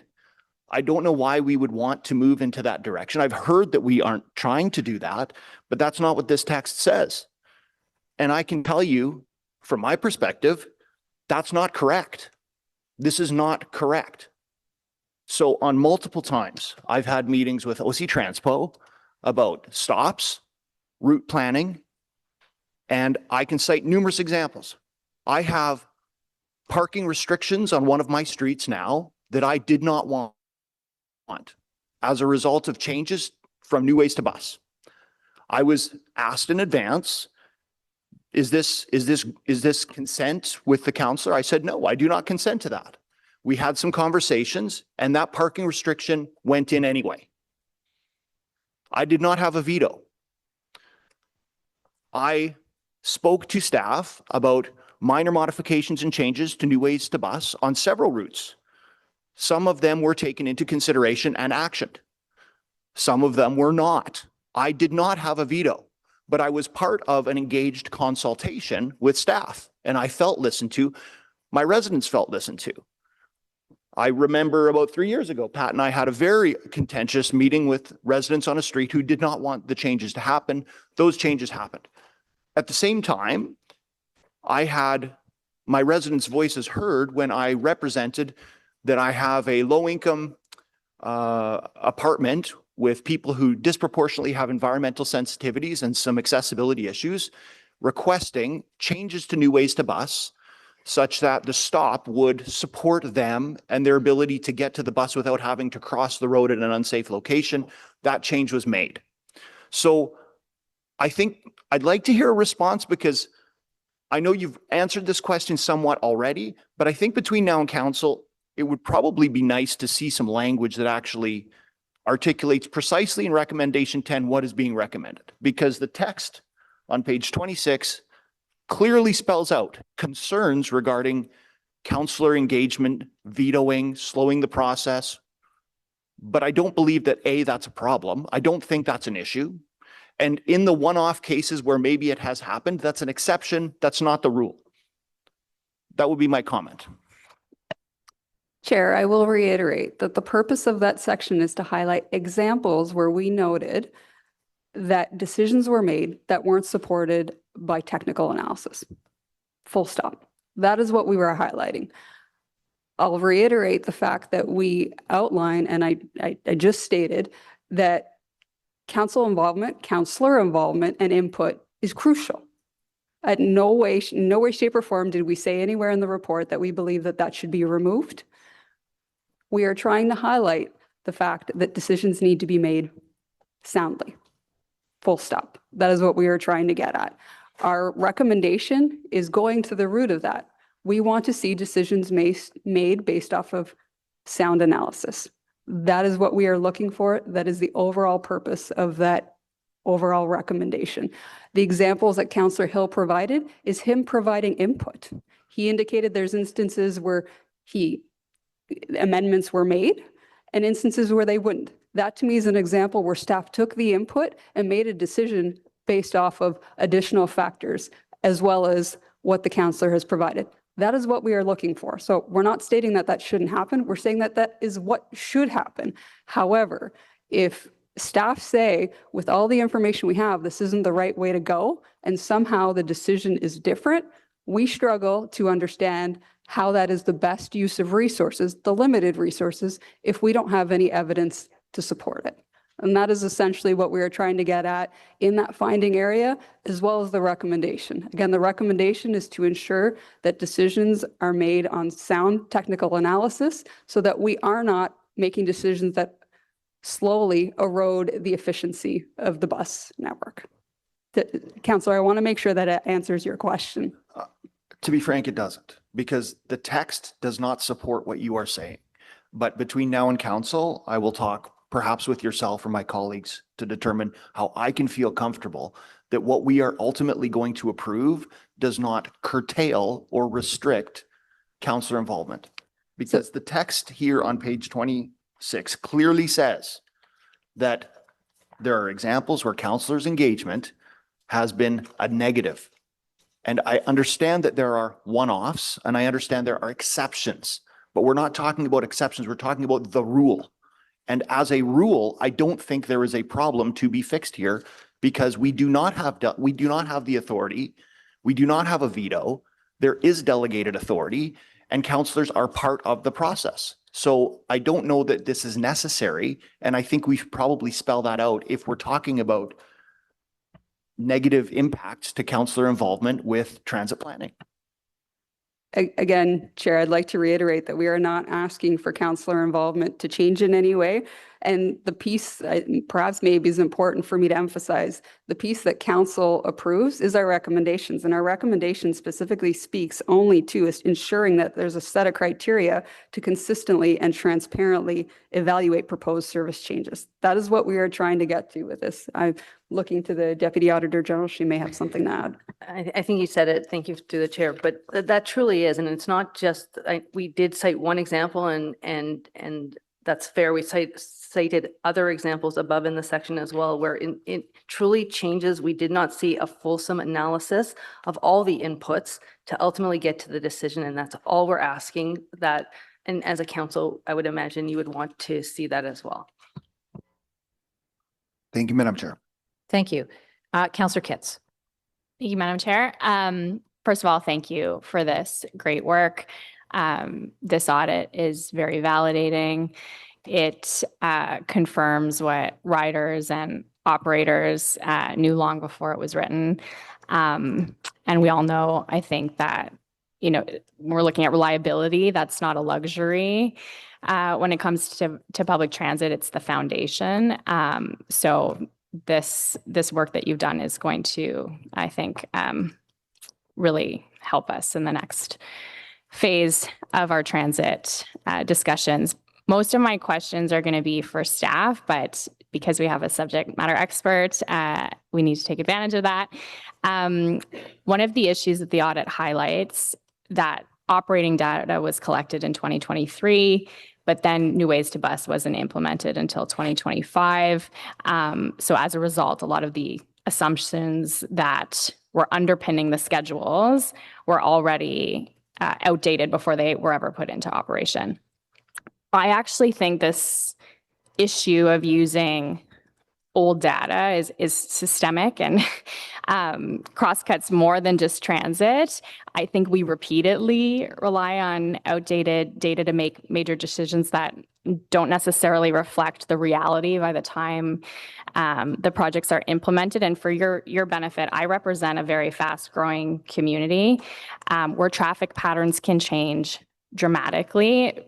2 years feels like a lifetime in terms of how things can change when new homes are coming online, when roads are getting more congested, let alone a couple of months. And you had said in response to Councillor Carr that 6-month delay in service adjustment is a challenge that every municipality is dealing with.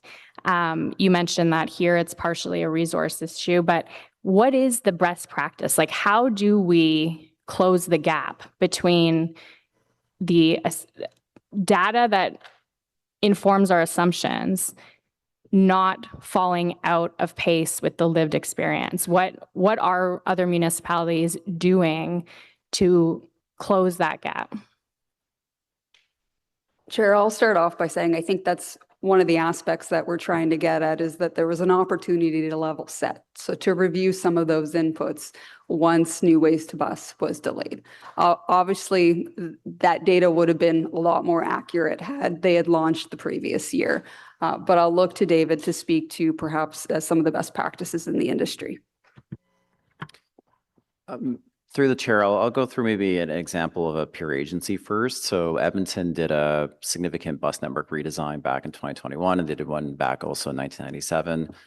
They seem to do one every 25 years. One of the things that was quite interesting, and they were one of the peer agencies for this audit, was that there's always room for improvement. And when they put the new system in, they had to use data during really the acute stages of the pandemic, but also historical data from pre-pandemic to build the schedules and then stitch them together. I was the consultant project manager for the launch of Winnipeg's new bus network and was very intimately involved. And that some of the inputs are pretty solid in terms of some of your existing run times, and some of them you may have to do some road testing or some data collection to do that. We will never hit perfection in terms of there will always be the ability to have to review the run times and to do those tweaks. When Edmonton did the evaluation of their bus network redesign in 2022, they did a report out about 10 months after, and a lot of that was based on on-time performance because they actually had too much time in the schedule for a lot of the services, and conditions were changing. I think the challenge with the timeline of what occurred here in Ottawa is that we had a lot of fluidity in terms of return to work, in terms of transportation patterns. There was always going to be a room for change. There's no way to get to perfection. It's more, how do we take the data we can get when we get it, and how do we respond to it? The 6 months is pretty typical for pre-planning a schedule change. Are there opportunities to look at ways to work with your labor partners, to look at ways to possibly compress that a little bit? Possibly, that's a conversation to have with them, but they will never be perfection. So there will always be new data points that come in, and I'll leave it to management to answer when they can use certain data points for those types of things, but it's always an iterative process. Thank you very much for that. I find that very helpful. And just, I guess, one more question on that same vein, forward-looking, is AI a solution that some people are using or some municipalities are using to close that gap? You get, you were saying it was a resource issue, AI leveraged tools to get that real-time data aggregated more quickly? I've had conversations with some larger agencies of how they want to leverage AI in terms of taking the service performance data to do some reporting. And at the end of the day, I think it's still relatively new. Okay. That's something that you go to a conference now, it's kind of the thing that people start really talking about. I don't think we've stress tested, but something that could be looked at. But I think at the end of the day, you still have a resource problem in terms of taking that data and then implementing it through your internal processes. And that's something that you will need to look at holistically with management. Thank you very much. Thank you. Councillor Kavanaugh. Thank you very much, Chair. I'm just getting caught up. I was out with an announcement this morning. So anyway, but really appreciate all the work that's been done. And the report was really good to see. And as it's already been said, it says a lot of things that we know from our own residents. I remember getting a presentation on New Ways to Bus at an open house that I was having. And it was not reading the room of what people wanted at all. It was telling them what they were planning to do. And it was a bit of a disconnect. And I felt very sorry for the presenter because they just weren't feeling that this New Ways to Bus was going to answer their concerns. And that was sort of a pattern that we've had. I was interested in the fact that there was some duplication, like with the LRT. And this is something I'm wondering about because I'll ask staff about this, but the duplication idea is something I'm wondering about when we get to stage 2 and we've got so many bus routes. So I'm going to ask the expert about that, because with stage 2 coming up, is this a good lessons learned? Because we still have those duplications, and chances are it's going to be even more so when we launch stage 2 sections. I guess thank you for the question, and through the chair, I guess I will pass it over to our expert, but I think what we have learned through the audit is that a level of sort of redundancy or duplication and an introduction or an initiation of a new route, the LRT extension or the LRT obviously makes sense, but then eventually that gets phased out with reliance on the main core route. So I'll pass it to David. Oh, or Natalie. I'll just add to that before going over to David. So as Joanne mentioned, the level of redundancy is not uncommon, but that's also in a well-functioning bus network or overall transit network. I think it's really important for us to understand the current resource constraints that the city is under when we're looking at these types of redundancies. David, if you'd like to add.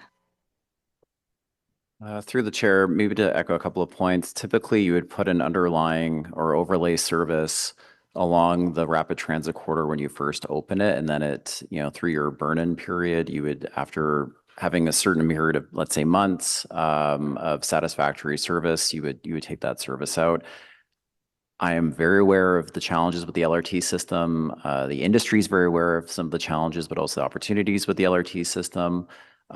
It's typically you would have underlying service along a rapid transit corridor during certain use cases that are a bit different. In Toronto, there's local services that do parallel the subway service to provide an accessible service where the station spacing, let's say, is every 2 kilometers. So there are pockets of access that you want to catch. Yonge Street north of Eglinton's a really good example of that. There's Cambie Street in Vancouver is an example of that, where you have a much lower frequency type service. Edmonton runs a parallel service, the LRT, during nighttime for the last couple hours of service, just so that there is an extension of service till 3 in the morning for certain customers. But to have a service there as an additional option for residents, I understand why that occurred.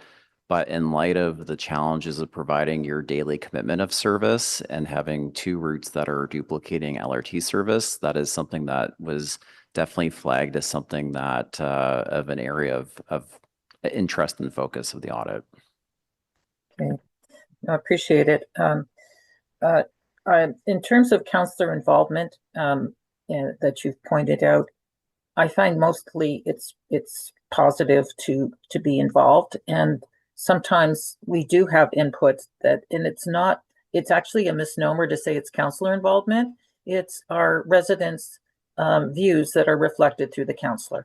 I think that's a better way to say it, because we hear from our residents, and we're passing that on, and it's really hard to get that on the ground knowledge sometimes. One example I have is the positioning of a bus stop, where I know a large number from a social housing community use that bus stop, and if you move it further away, that's more problematic for them.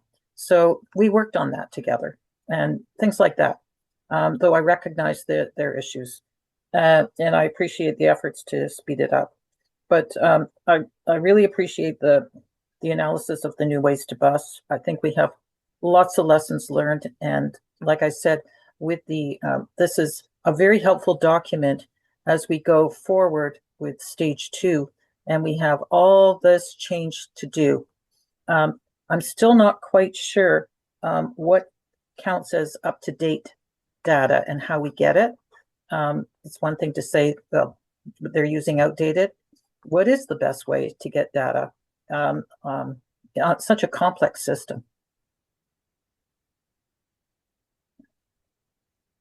Thank you for the question. I want to make sure I understand. If we're talking about sort of runtime data, again, I do think obviously that as a challenge, although OC Transpo does get a lot of data.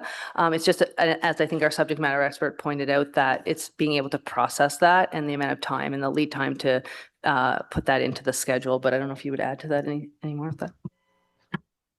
I think the good news story is you do have data and you have a lot of it, and we just really don't want to underscore the resources that you need to put it into your processes. I do want to speak to the counselor involvement. It is very standard practice to get counselor involvement on the components of the transit system, including stops and service levels and routing changes. At no point any agency, agencies do that, and is a very key input. The delegated authority that is here is very standard fare across the industry. I think the concern was more along the lines of, if we don't have service standards that we can measure to, that we could demonstrate and show the analysis and the input from decision makers on this, which is vitally important.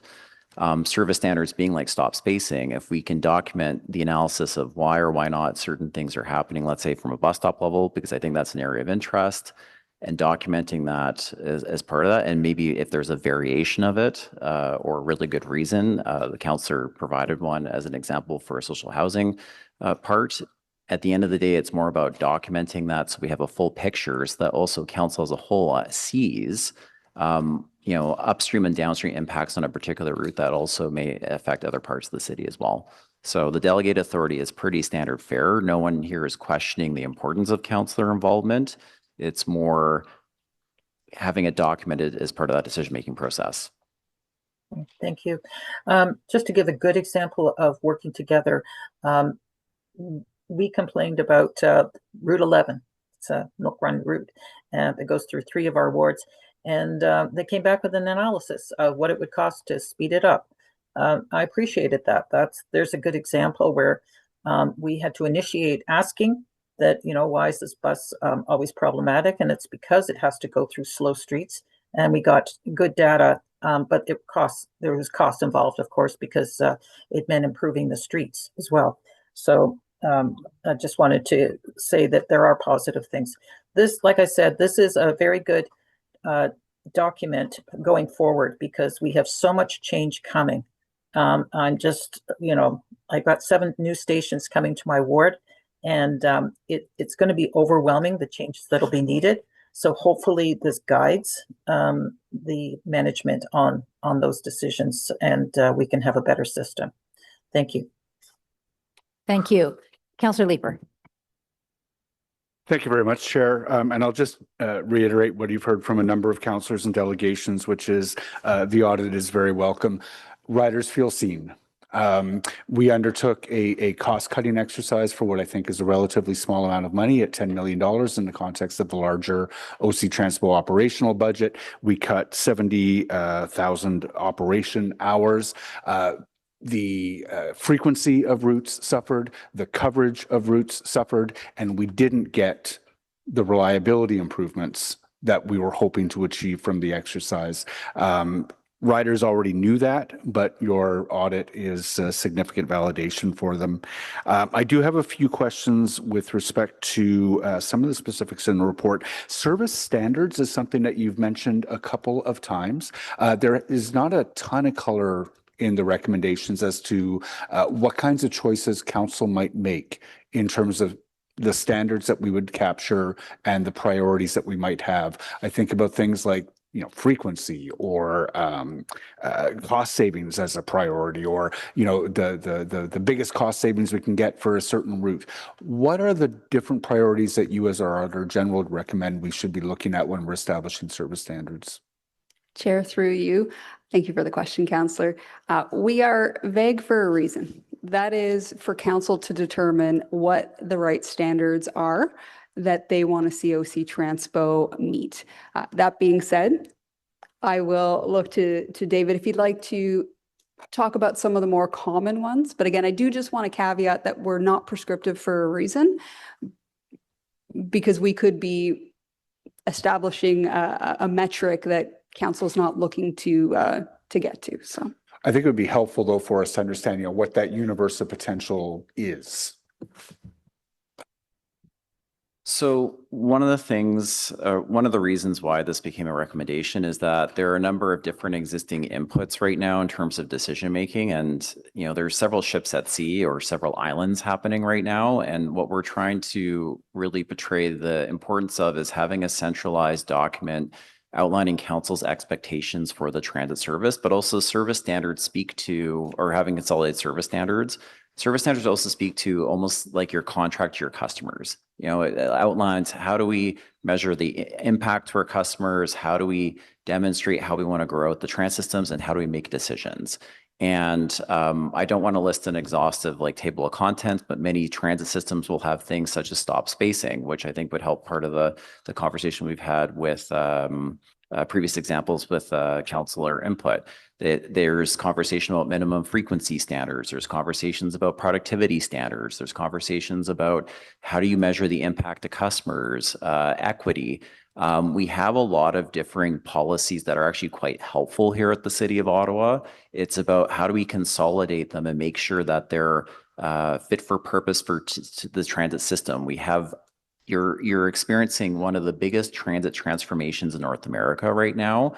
And this is the best time to take to look at what service you want to provide and how do you want to measure that. But I think for me, as the professional in the room, it's the contract with council in a lot of ways, but also your customers and how do we spell out those decisions? You have a lot of this already. It's how do you put them into one spot?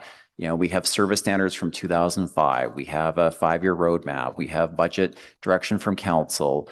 We have new ways to bus, and it's very hard to evaluate and assess these decisions when they're not consolidated in one spot. That also demonstrates council's role and interest and your position as governors and overseers of the transit system. And that's something that we think is important to do as an exercise that requires deep involvement from all of you at this table.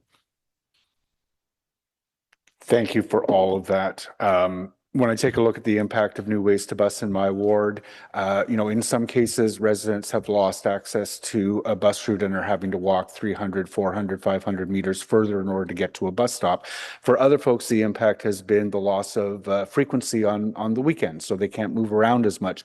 And I think you're right in your recommendation to ask us to contemplate what the service standards would be, what our priorities would be, so that we can better understand if we are going to impact customers with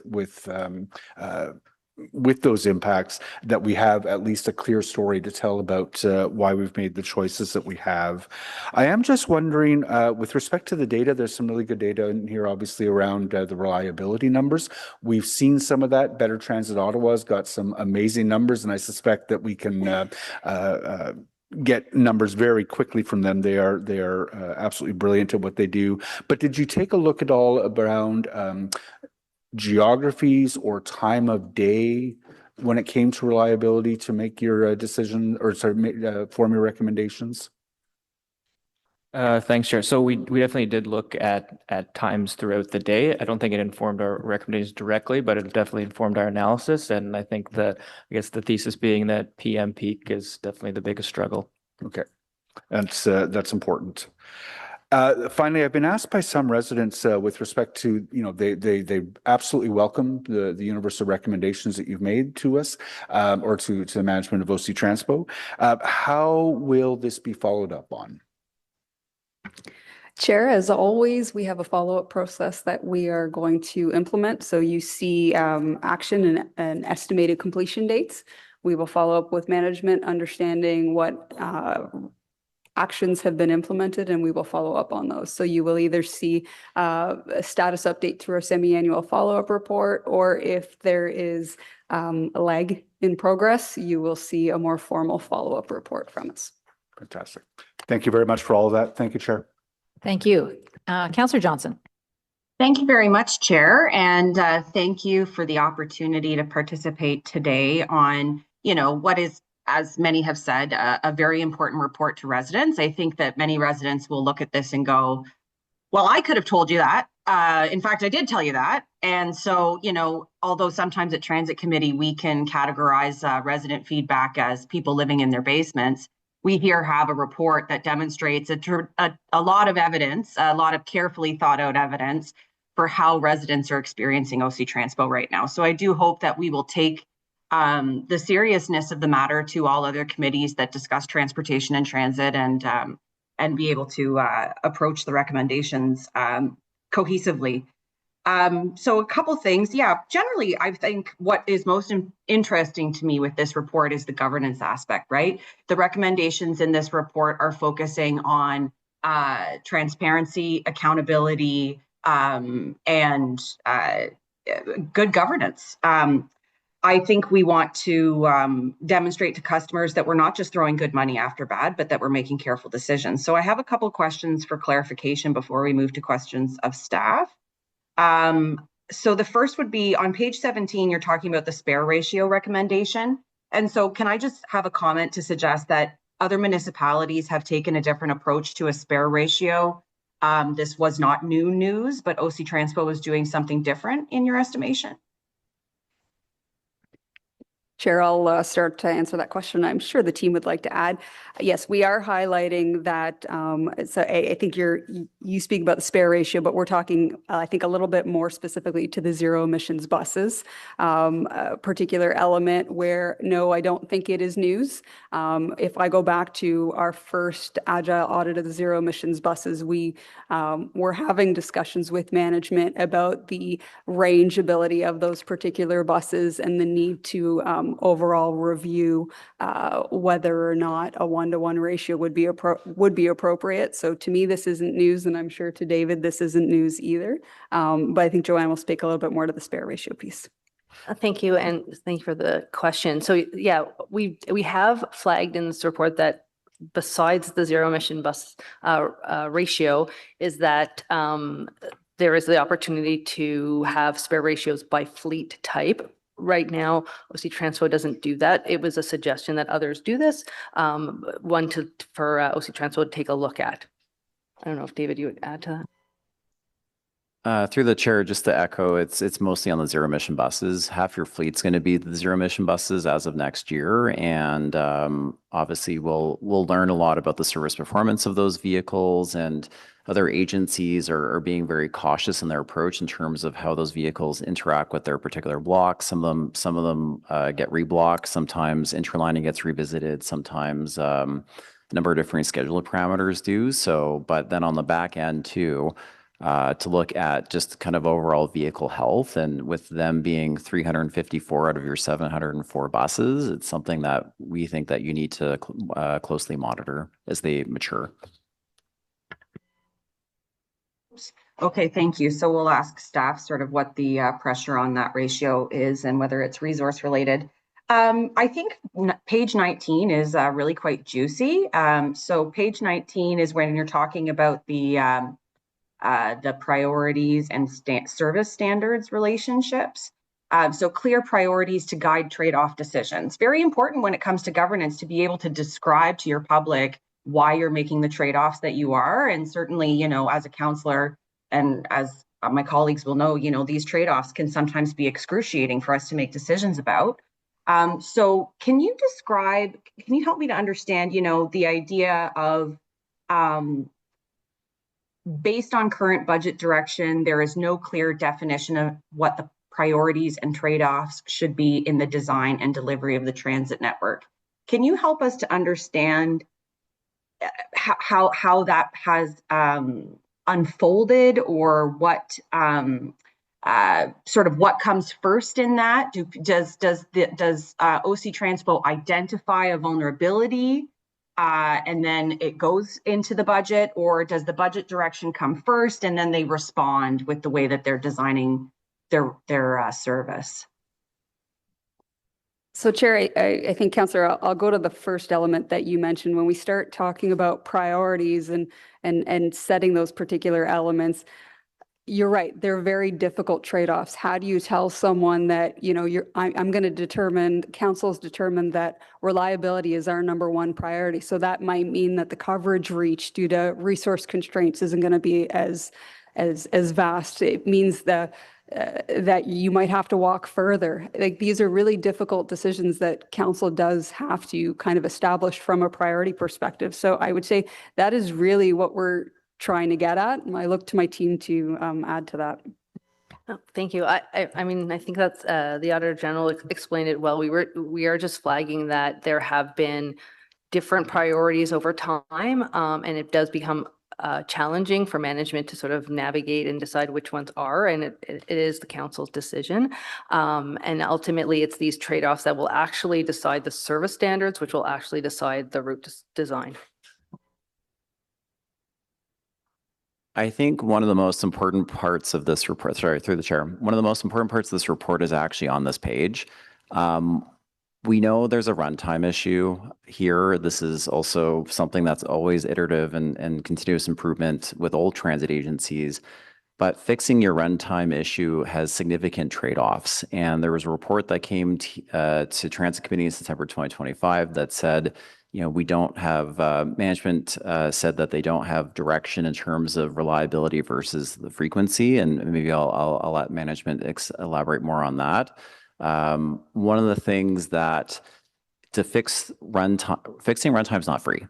And to fix runtime to maintain a frequency standard is additional operating hours or a degradation of your frequency to use the existing resources. And that's a significant trade-off conversation. There was definitely a conversation about that at Transit Committee. And I think that's one of the things that is a pain point for all transit agencies. We've seen some that have walked away from their service standards in a lot of ways from a budgetary pressure to erode the frequency to fit with the existing operator and fleet complement you have. But one of the key questions, and right now runtime is obviously an area of focus, and management is working through that on some of the more critical components of that. But I want to be mindful there is a trade-off. Investments in runtime includes more buses and more staff potentially, or it's a reduction in service. There's significant conversation that needs to be had either way, and that's something that we do want to flag as part of this process. And maybe just to add to a very long answered question, we do provide an example of where I think the city might be faced with a trade-off, and that is the school routes. So a few years ago, when OC Transpo had spare buses in the midst of a pandemic, the city agreed to start assisting the province with school routes. I think we highlight in our report that requires 81 articulated buses to actually perform. And my understanding is within the year, that's about the number of articulated buses the city is going to have on hand. So that is a trade-off that at some point I think council is going to be faced with as to, is school routes something that the city can actually continue to perform? Again, not for us to comment on, but another example of where those priorities are going to be really important. Okay, thank you for the detailed answer. It definitely helps to paint a picture. Thinking about one of the routes that was cut for College Ward, the 50, residents are expected to walk a great deal further now. But then they also suffer through transfers that are unreliable. And, instead of having that long winding route, and that was a conversation I think many of us had when it came to new ways to bus. And to be able to be fully versed in what those trade-offs are and what the end goal is in terms of reliability would be helpful, as councillors. So certainly appreciate that. And so finally on page 24, you're talking about service standards and sort of measurement, the KPIs that will be used to communicate. I know that we have had some changing KPIs at Transit Committee, even up until, the last couple of meetings that they're moving. Is it your recommendation to pause or suspend the existing KPIs, or is it a modified approach over time? Is there harm in the way that OC Transpo is currently measuring its success, and what would you recommend moving forward? Thank you for the question through the chair. I think we obviously acknowledge in this report that there is a lot being measured, and there is and KPIs that are being reported on. I think the connection we're making in this report and the recommendations from this is really once the priorities and the service standards are established and established and formalized, that there be formal monitoring and reporting of those KPIs against the service standards, so you actually know where you are in light of them. Because right now, because of, again, some of the service standards are kind of outdated or are in different places, it is hard to actually measure against those. So just to be clear, there's no current harm in the way that OC Transpo is reporting out on its KPIs between now and when it changes? No, through the chair, information is useful, and reporting of any indicators is important. So yes, there's no harm. Thank you, Chair. Thank you, Councillor Gower. Thank you, Chair. Thank you to the Auditor General and your team for this report. It is extremely important. And David Cooper, it's nice to see you, and I'm glad that you've been involved in this as well. A lot of the questions I had were already asked, and I think this has been a really, really good discussion, because the report goes into great detail about what is going on and what needs to change in the future. And I'm really hoping today, through the questions that we've just had and to staff, we get more into why. And I think we are starting to get a better idea of why. Yes, budget constraints, resource constraints, policy ambiguity. But the one I've really been interested in as we've been talking here, is the organizational maturity and capacity around the planning and scheduling function. And I'm wondering why that wasn't a specific recommendation. Like, did you consider a recommendation 11 to have a real focus on the development of that in-house capacity for planning and scheduling, or the use of technology? It seems like a missing piece in your recommendations. Wonder if you could comment on that. Thank you for the question. That's a fair point. It's not, again, it's been mentioned here that it's not that it wasn't noted in our audit, and some of the technology challenges, the reliance on third parties. I think, we were really quite focused on the outputs of all this, and also recognizing that some of these challenges are industry wide, and not necessarily easy to tackle. So it's a fair point, but that's how we've chose to address. I don't know if Natalie, you'd. I think I'd just add that while I think management has acknowledged that gap, they are using consultants where required. So I think that's really important. And when you speak to tools and technology, there is system upgrades that are occurring as well. So I think that's important to emphasize. So we knew that things were being actioned from a management perspective. And as Joanne just mentioned, we understand the realities of the industry. So when we issue recommendations, we really do want them to be as feasible to implement as possible. So I think that was probably one of the aspects we also took into consideration. Okay, thank you. Yeah, that's fair. I'll probably ask staff about it as well.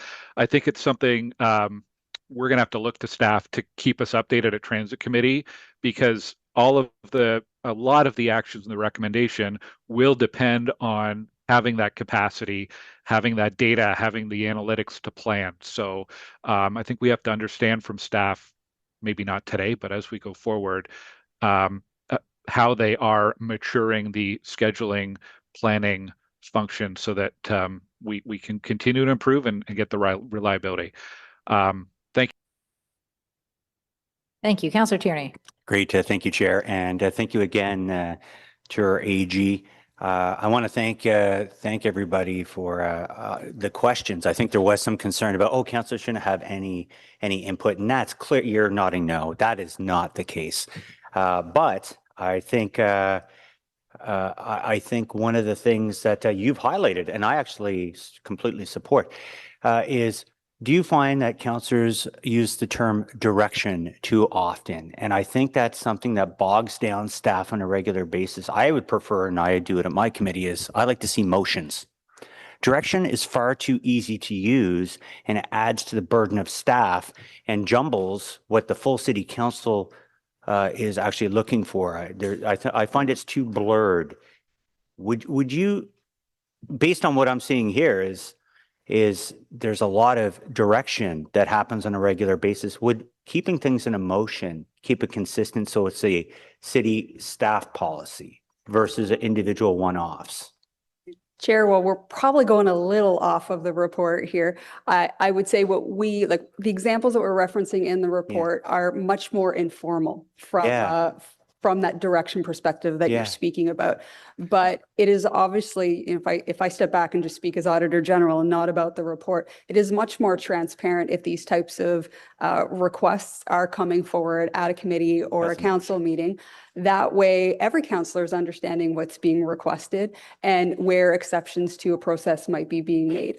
I think it is the most transparent way, and that way council as a whole is making that decision. So, and that is where that authority lies. There's delegated authority that's provided to the general manager, and then if council is looking for something different, they have the authority to do that as council as a whole. Yeah, and you recognize the difference between when a councillor says, oh, I want to give direction to staff versus a motion that comes together and is fully debated versus an individual one-off, correct? Absolutely, is a complete difference. And again, the emphasis on that, there's 2 points, is that transparent level. And then again, goes to the fact that you are asking council as a whole to make a decision as opposed to one individual council. One individual, which is what happens, unfortunately, with direction.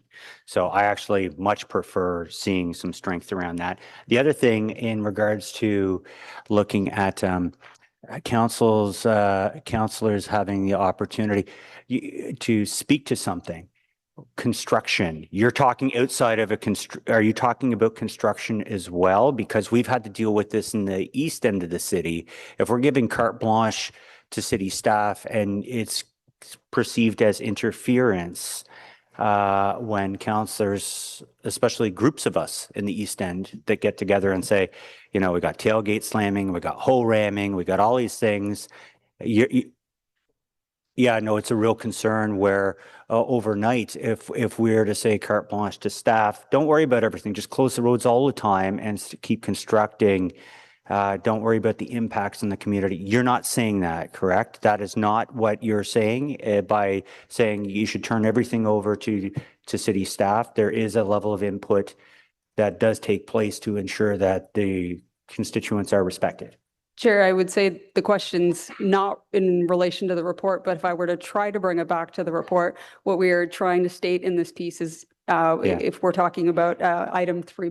If I've got it correct, is we are trying to highlight again the importance of councillor input and feedback. Perfect. And for staff to take that in with their analysis when decisions are being made. No, we are not saying that councillors should have no input. That is not what we are saying. Perfect. And thanks for the clarity and thanks for Councillor Hill. I think he also had a concern about that. And between now and council, I think that I don't have a vote here, but certainly before we get to council, I'm sure that will come up. But thank you for your report. I think it really highlights the one-off scenarios where councillors get in there and do something, and it just adds to the burden of workload and why I always question direction versus actual motion. So thank you for that.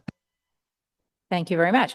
All right, we will now move to questions of staff. And so I would ask then staff will give a couple minutes for you to get organized. No, I think to come to the front, because otherwise I can't see you. And also people are speaking to your, to no one. All right, we'll give you a couple minutes to set up.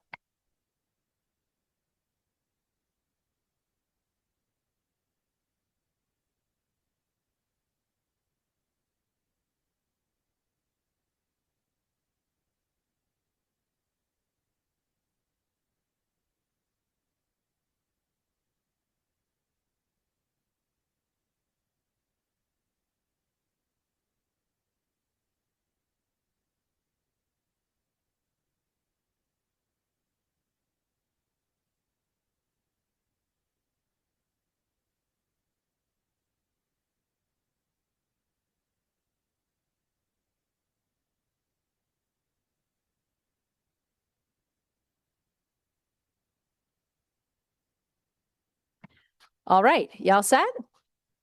Wow. You good? Okay, so first questions for staff, Councillor Carr. All right. Welcome to Audit Committee. Are you guys ready? Yes? Okay.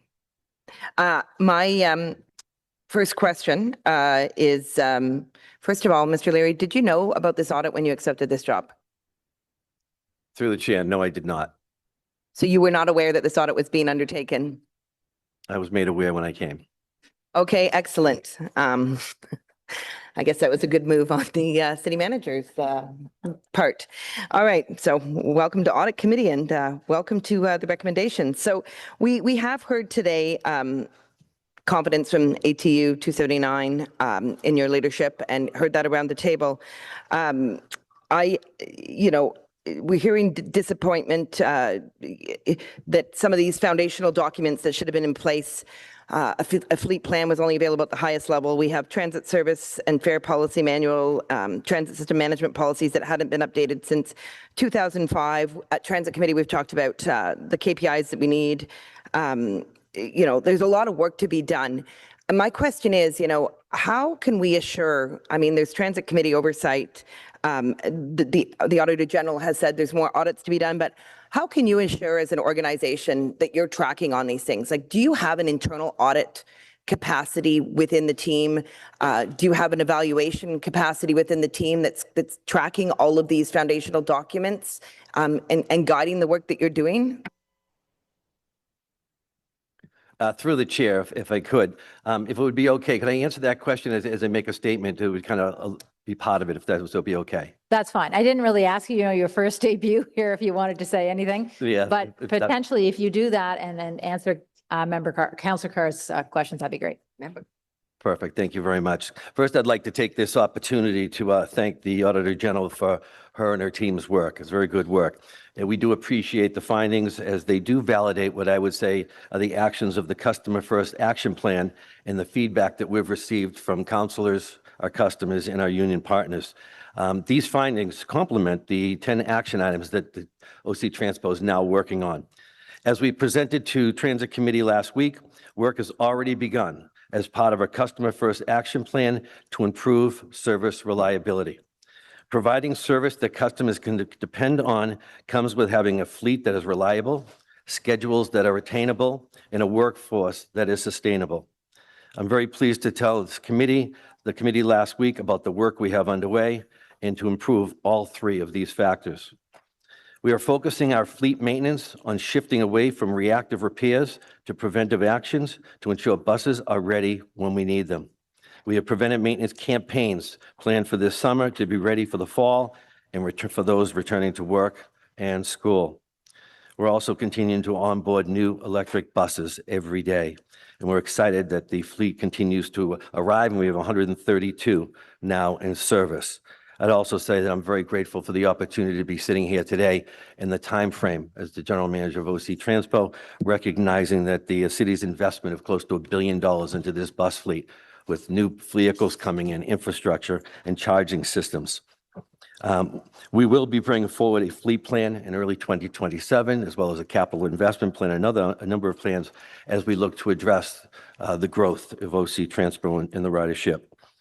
As the audit outlined, our schedules don't reflect current traffic conditions. Work to address these began early this year.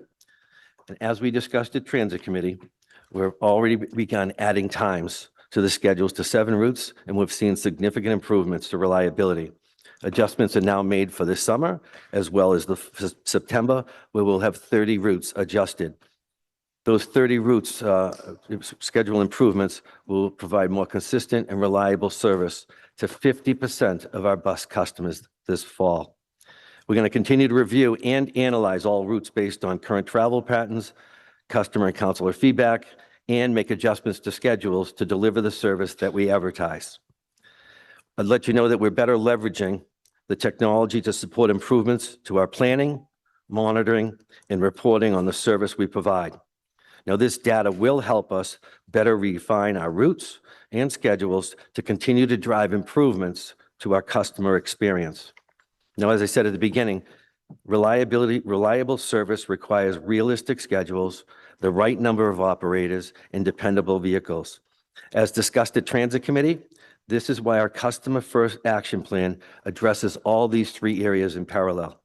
Together, these improve what will make service reliable for our customers. We're going to continue to provide updates to the committee as well as council in 2027 on the success of these measures that we are implementing. I'd also like to say that this audit validates the actions that we have underway at OC and we appreciate the work that's been done in this report. I'd like to once again thank the auditor and our staff for this report and the information that's been brought forward. I also think it's important to say thank you to the president of the union, Noah, for the work that he has done working with us on this Customer First Action Plan to make a difference for the city of Ottawa and the transit service. So I hope, thank you for the opportunity to make that opening statement. You remember her question now? Okay. Give me the Councillor I Carr, appreciate that. we won't start the clock. We're We're going to restart the clock? No, we're not. We're just not going to keep it running. Point of, no. Yeah, no, I think my question was basically, I think so. you know, you've outlined a lot of the foundational documents, the pieces that need to be done. We've seen from the audit that there have been significant gaps, documents not updated since 2005. You've been fortunate to have a first experience with the Auditor General so soon in your tenure, because she's done excellent work here, and I think really probably helped you set the priorities. And so my question was really, you know, within your shop, do you see the need for perhaps like an internal audit area, evaluation area? Is that something, you know, we're going to have a chat about resources, I'm sure, as these questions continue, but do you see an opportunity to have a little bit more oversight capacity within your own team? Through the chair, I've had discussions with the Auditor General about additional audits that she may be able to perform for us. I think with me coming in, it gives the ability to just move a little bit faster than typically we have in this industry. This is my 4th transit system. Nothing I've found here is surprising. I've seen it at my previous 3, and that's why you're seeing the actions we're taking just moving a lot faster than a transit system typically would. Nothing you've seen here is surprising. Absolutely nothing. Nothing. Okay. Not even Councillor Carr? Point of something. Okay. Sorry. Do you think it's fair that the New Ways to Bus is couched primarily as a cost-cutting exercise? And I ask that because, you know, this is $10 million exercise, $10 million savings. There was significant resources that were put into this activity. It took a number of years. If I remember correctly, I think it removed 45 routes, introduced 18 and modified 63. So that's significant, but we have an audit in front of us that basically says this was primarily cost cutting. And so it's in stark, you know, you've got the stark comparison about 2 routes, Route 105 and E1, that are $5 million collectively, you know, adding those 2 in. So we've had New Ways to Bus in for a significant period of time. You've got lots of feedback from councillors, from residents. There's some points of failure. I will acknowledge that there are some advantages. My routes 46 and 41, just as an example, are really well liked. But overall, we've heard a lot of negative feedback. Do you think it's fair to say it was cost cutting primarily? Through the chair, in all honesty, I don't. I think that, you know, when they opened the rail systems and they started doing the new way to bus, it was to have a feeder system. And having a number of discussions with yourselves as well as many customers out there, sometimes that feeder system takes a little bit longer for travel. And we're looking at new ways of doing things in the very near future, of taking people more directly rather than having to take 1 or 2 buses to get to a rail system. So I think it was a good foundation. Would have done the same, very similar thing myself. But now we're at a time, you know, coming out of COVID with all the changes that we had, the working from home, people coming back, it's now time to reassess it and look at doing things a little differently. Yes, and you've highlighted that you're already making some changes to some of the key routes and that there'll be more routes reviewed. We're seeing in Ottawa changes already with more people expected to return to the office. We talked about that at the last Transit Commission. You've been working with the federal government. Do you believe that there's going to be enough changes that will be made in time to regain some of the customers that have been lost? Like, do you think that you can work quickly enough on this? Through the chair, I do. You know, I mentioned earlier that 30 routes alone account for about 51% of all bus ridership. So we're targeting that, making a difference right away. This summer, we're actually reduced some service to get a real good bus maintenance program underway on some of the fundamental things that we're having problems with our 60-foot buses. So we're going to get onto that, and we have some staffing being hired right now. And we're going to be changing some of the routes ourselves, making sure we provide more service than we've had previously. So I believe we're going to be ready, and it's going to be beneficial to those returning to OC Transpo as a means of travel. Okay, our next budget is not going to be done until February, budget 2027. Right now, transit occupies 17% of the city budget. It's $905 million. We talked about how New Ways to Bus saved operating cost of $10 million. We talk a lot about the financials. When will you be able to make all of these changes for this year within your existing budget?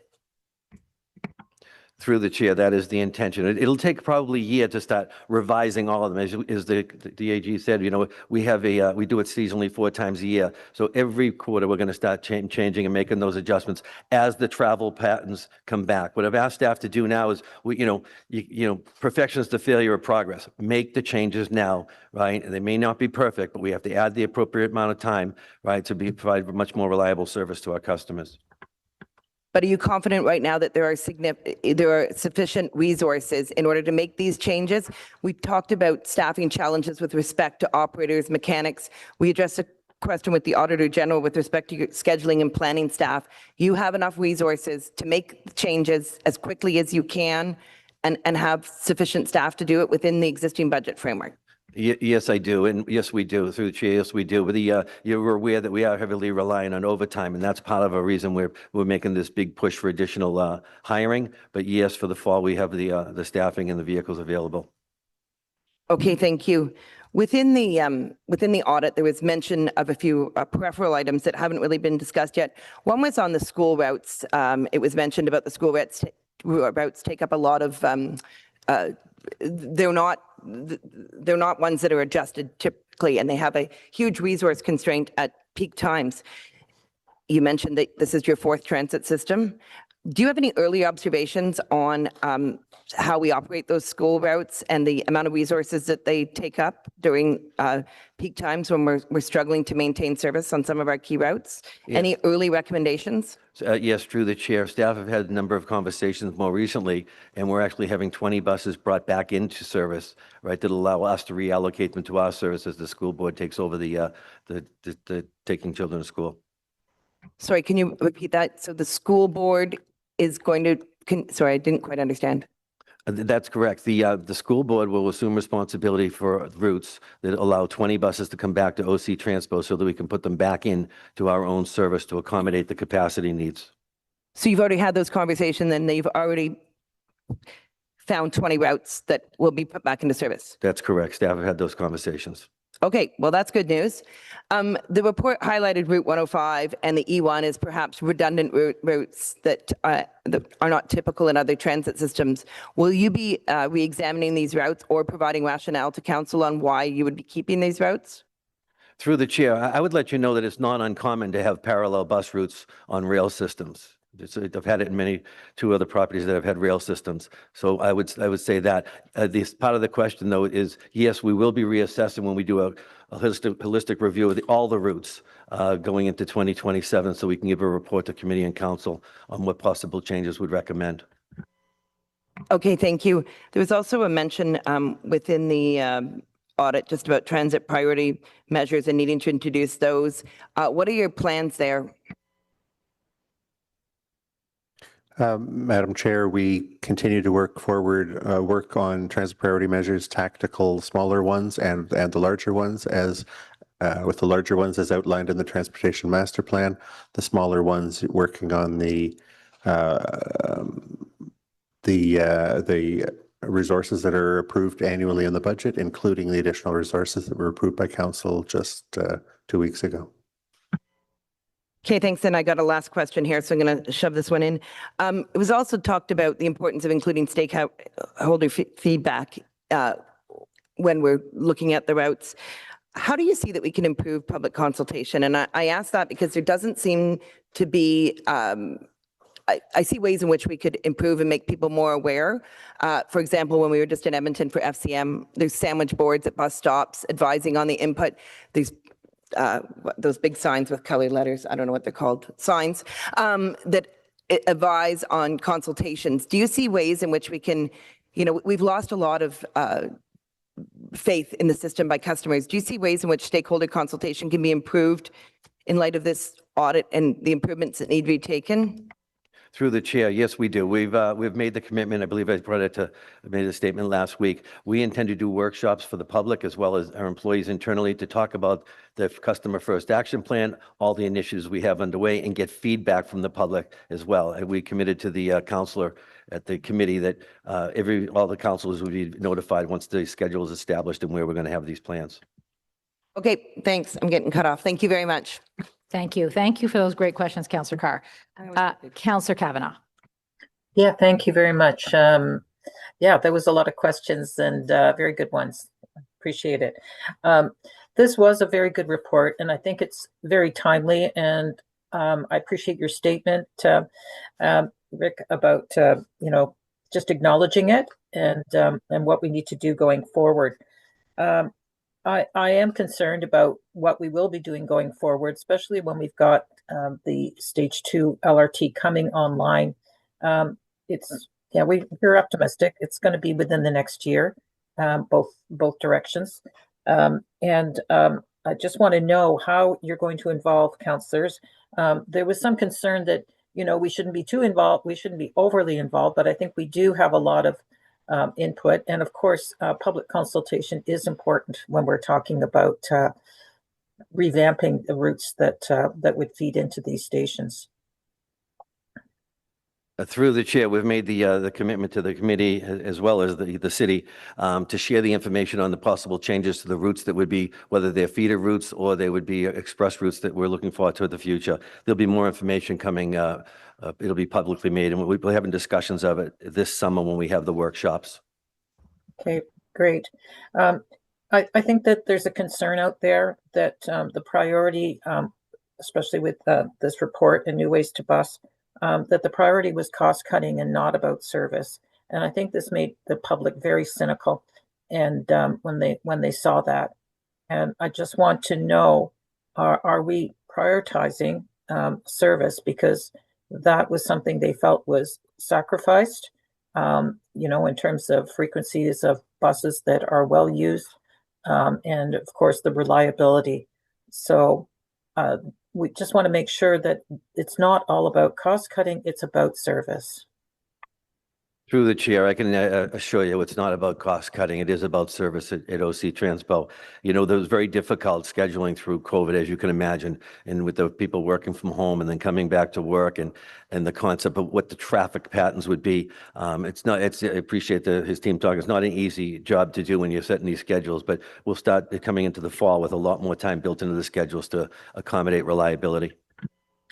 Thank you. I think from my residents, probably the biggest thing wasn't necessarily the pandemic, but the change of having this stage 1 LRT meant that their routes were cut in half, that they no longer had a bus down, to their work, usually downtown, that they had to get off and on a train, and it took longer. And so any inefficiencies, such as the bus not coming on time, or and trying to get onto trains, made their trips longer. This is the overwhelming reaction I get. So I just wanted to know how we're going to make the transition smoother, because that is probably the biggest complaint I get about the transition times and how they can be improved, because this would mean better ridership and more revenue, of course. Through the chair, the commitment of OC Transpo is we intend through these adjustments in the schedule is to provide what we advertise. The customers know many times we haven't been doing that. It's not uncommon in the industry to fall behind, especially coming through COVID, but we will provide what we advertise going in the field with the help of yourselves and customers as we design these schedules. I'll let you know that we're also looking at doing work a little differently, having a set number of buses set aside as runners directors, because we know where the challenges are, and the control center needs a few buses, whether it's 5 or 8 buses set aside to plug in gaps, right, to assure customers we're there when we say we're going to be there. Okay, thank you. One of the analysis that was taken on by OC Transpo when we, made comments about the fact that this bus is always late was the Route 11, and an analysis took place, and it wasn't just about the availability of the bus, but it was also about traffic patterns and how they could be fixed. And this means working with our public works team. There's cost involved, but it would mean more efficiencies. And I just want to know if your commitment to working with public works on such changes that would help bus routes be faster.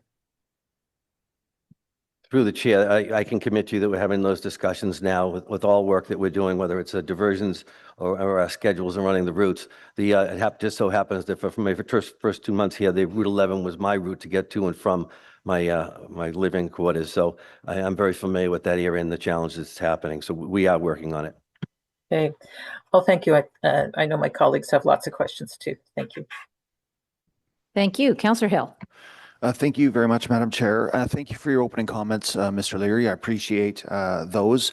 Certainly, when New Ways to Bus was initially brought forward, I raised my concerns about the issue of reliability. That principally was the issue that I spoke regularly about. I talked about concerns about reliability in the corridor between Tunney's Pasture and Fallowfield, which has been inconsistent. I raised concerns about the lost 75 direct to Gatineau, which caused folks from having one ride to essentially 3 transfers added. In some cases adding 30, 40 minutes to their transit, to which we needed to extend the transfer window in order to deal with that. And we also lost the direct line to Bayshore. My concern is, I think, validated through the Auditor General's report. I appreciate the concerns that she raised in those as it pertains to service reliability. And I also acknowledge your efforts as it pertains to your 10-point plan and how you have been addressing these to date and how you're going to continue to address those.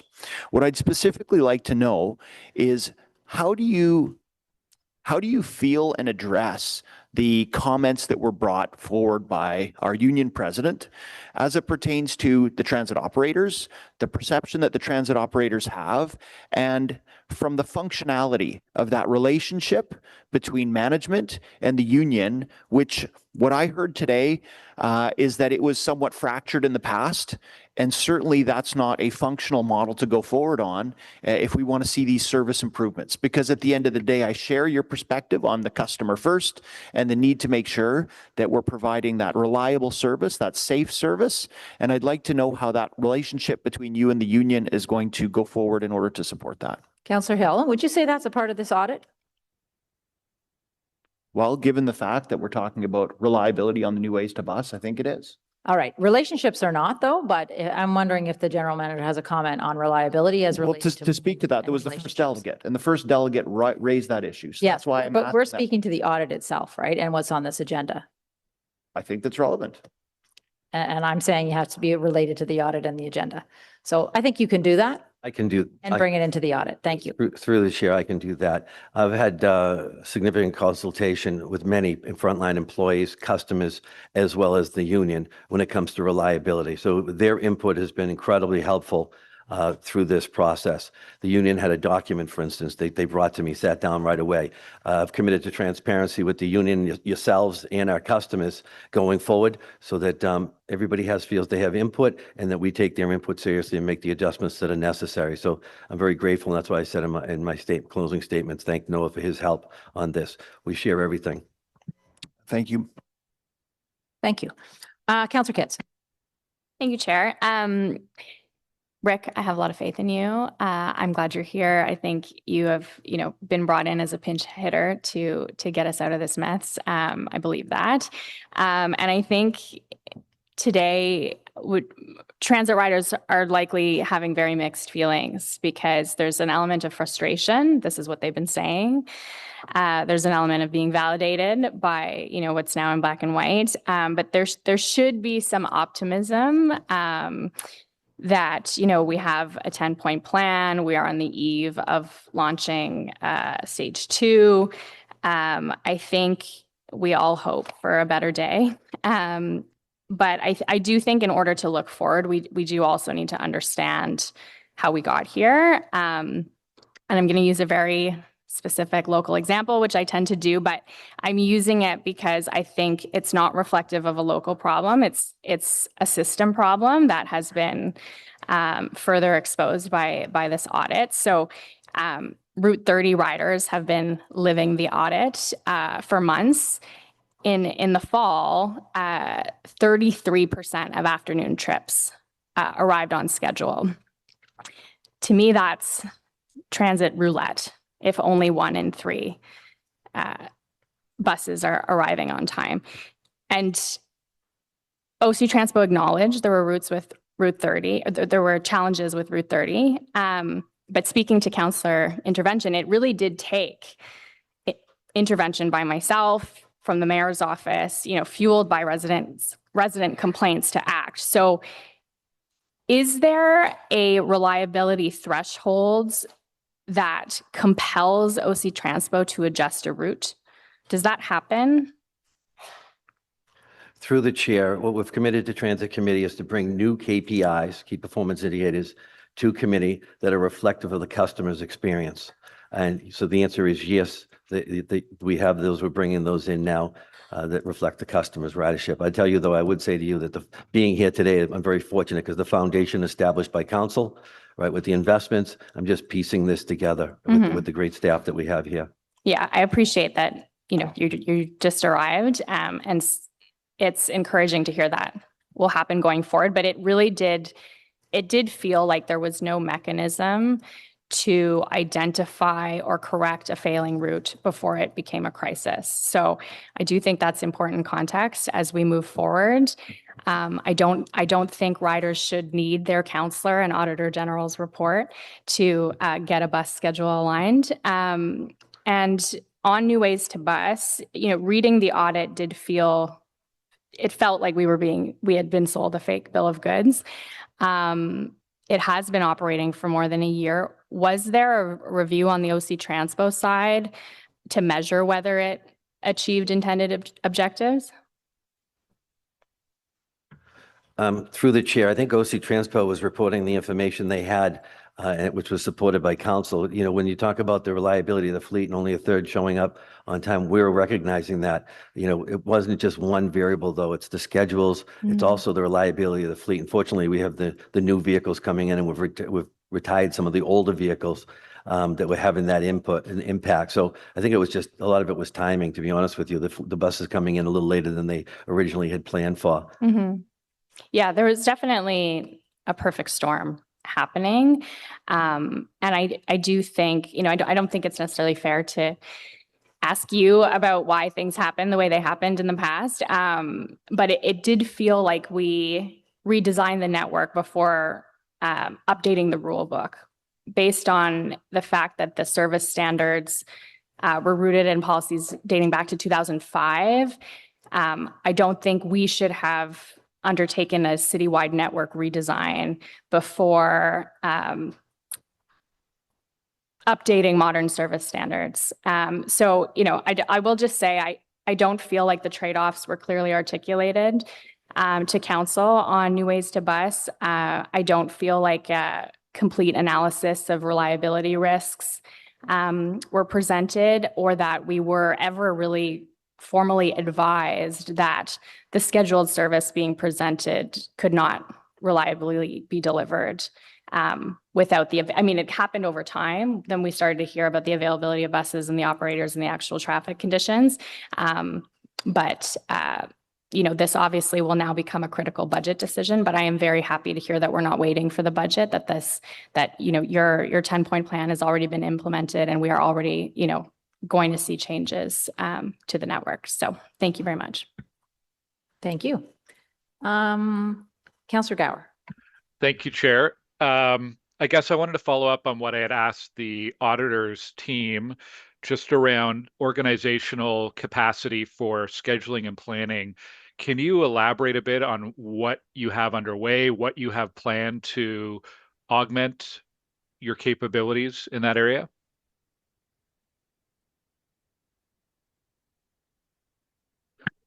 Madam Chair, the specialist staff we have who work on planning and scheduling are great people dedicated to the work with a lot of experience, a lot of qualifications. There's always a turnover as people come to the end of their career, as people take on other challenges, and we work hard to bring in new people of equal quality to carry on with the work. As the Auditor General mentioned, there's a time required to bring people in and get them up to speed.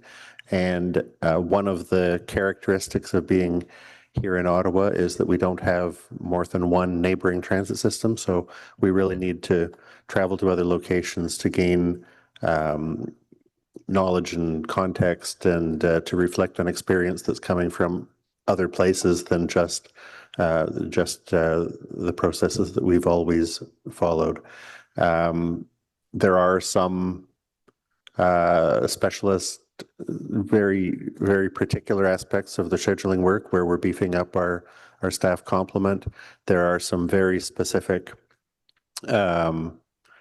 aspects that we can also very well shop out to international vendors who can do some of that analysis much more rapidly with their math and their computers than we could do ourselves. And we just continue that work. What about on the data analysis, technology augmentation? Are there any near-term or longer-term plans around increasing that capacity? We've got a good staff who work on that. We've got computer systems that just keep getting more and more amazing to analyze and report out on the massive amounts of data. What conclusions do we get from the massive amounts of data that we collect? I would say that what we're learning to spend more time on, and that we're spending a lot of time on right now, is structuring how we analyze and what we do with the analysis that we get from the massive amounts of data. So our where we're growing right now is not in collecting the data, not in doing the analysis, but in making sure that it's plugged into our day-to-day, hour-to-hour, and minute-to-minute management of the system. Okay, well, I do think it's an important area, and I'd like to encourage you to bring forward updates as appropriate to Transit Committee in that aspect. And the other thing I wanted to touch on was there are two recommendations. We've spoken a lot about them. Recommendations 6 and 7, which are around prioritizing transit objectives and updating and consolidating service standards. As other councilors have mentioned, this is really fundamental to any kind of route planning exercise going forward. The timelines to bring that back to council are 2028, Q1 2028 and Q3 2028. Is there any way that work could be accelerated, even a half year earlier? Yeah, could you comment on that? Madam Chair, the dates we've given are the dates that are the time that we think it takes to do that work well, and do all of the other work that we're responsible for at the same time. To make a commitment to do it earlier would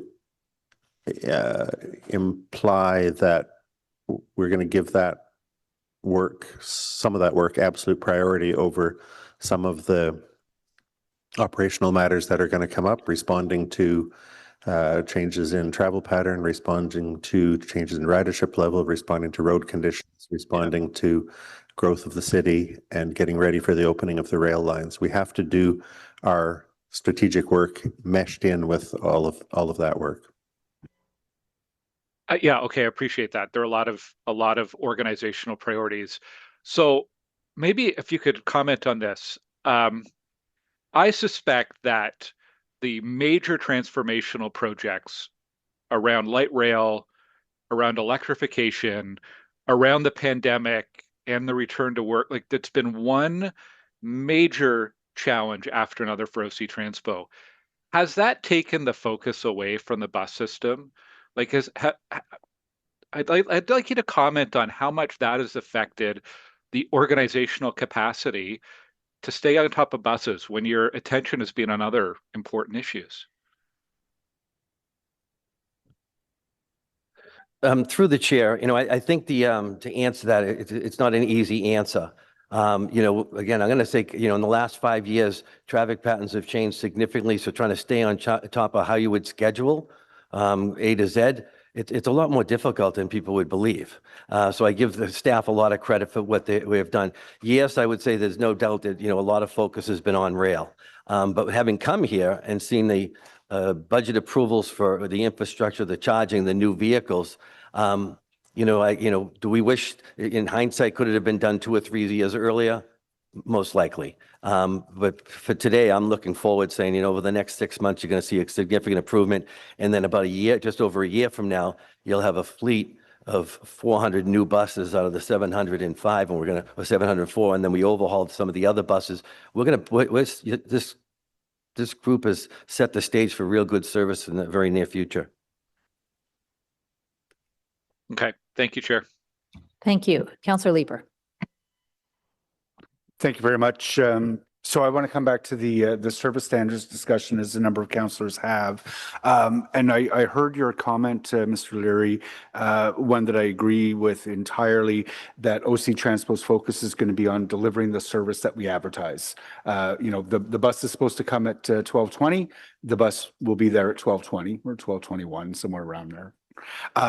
But we've talked this morning in the context of the auditor's report about a number of other potential service standards to which we might adhere. There's been discussion about things like overall travel time. Distance to stops has come up a few times this morning. How far are people walking? We've heard from residents who have significantly further to get to a stop as a result of new ways to bus. And frequency. Frequency is really important to a lot of us.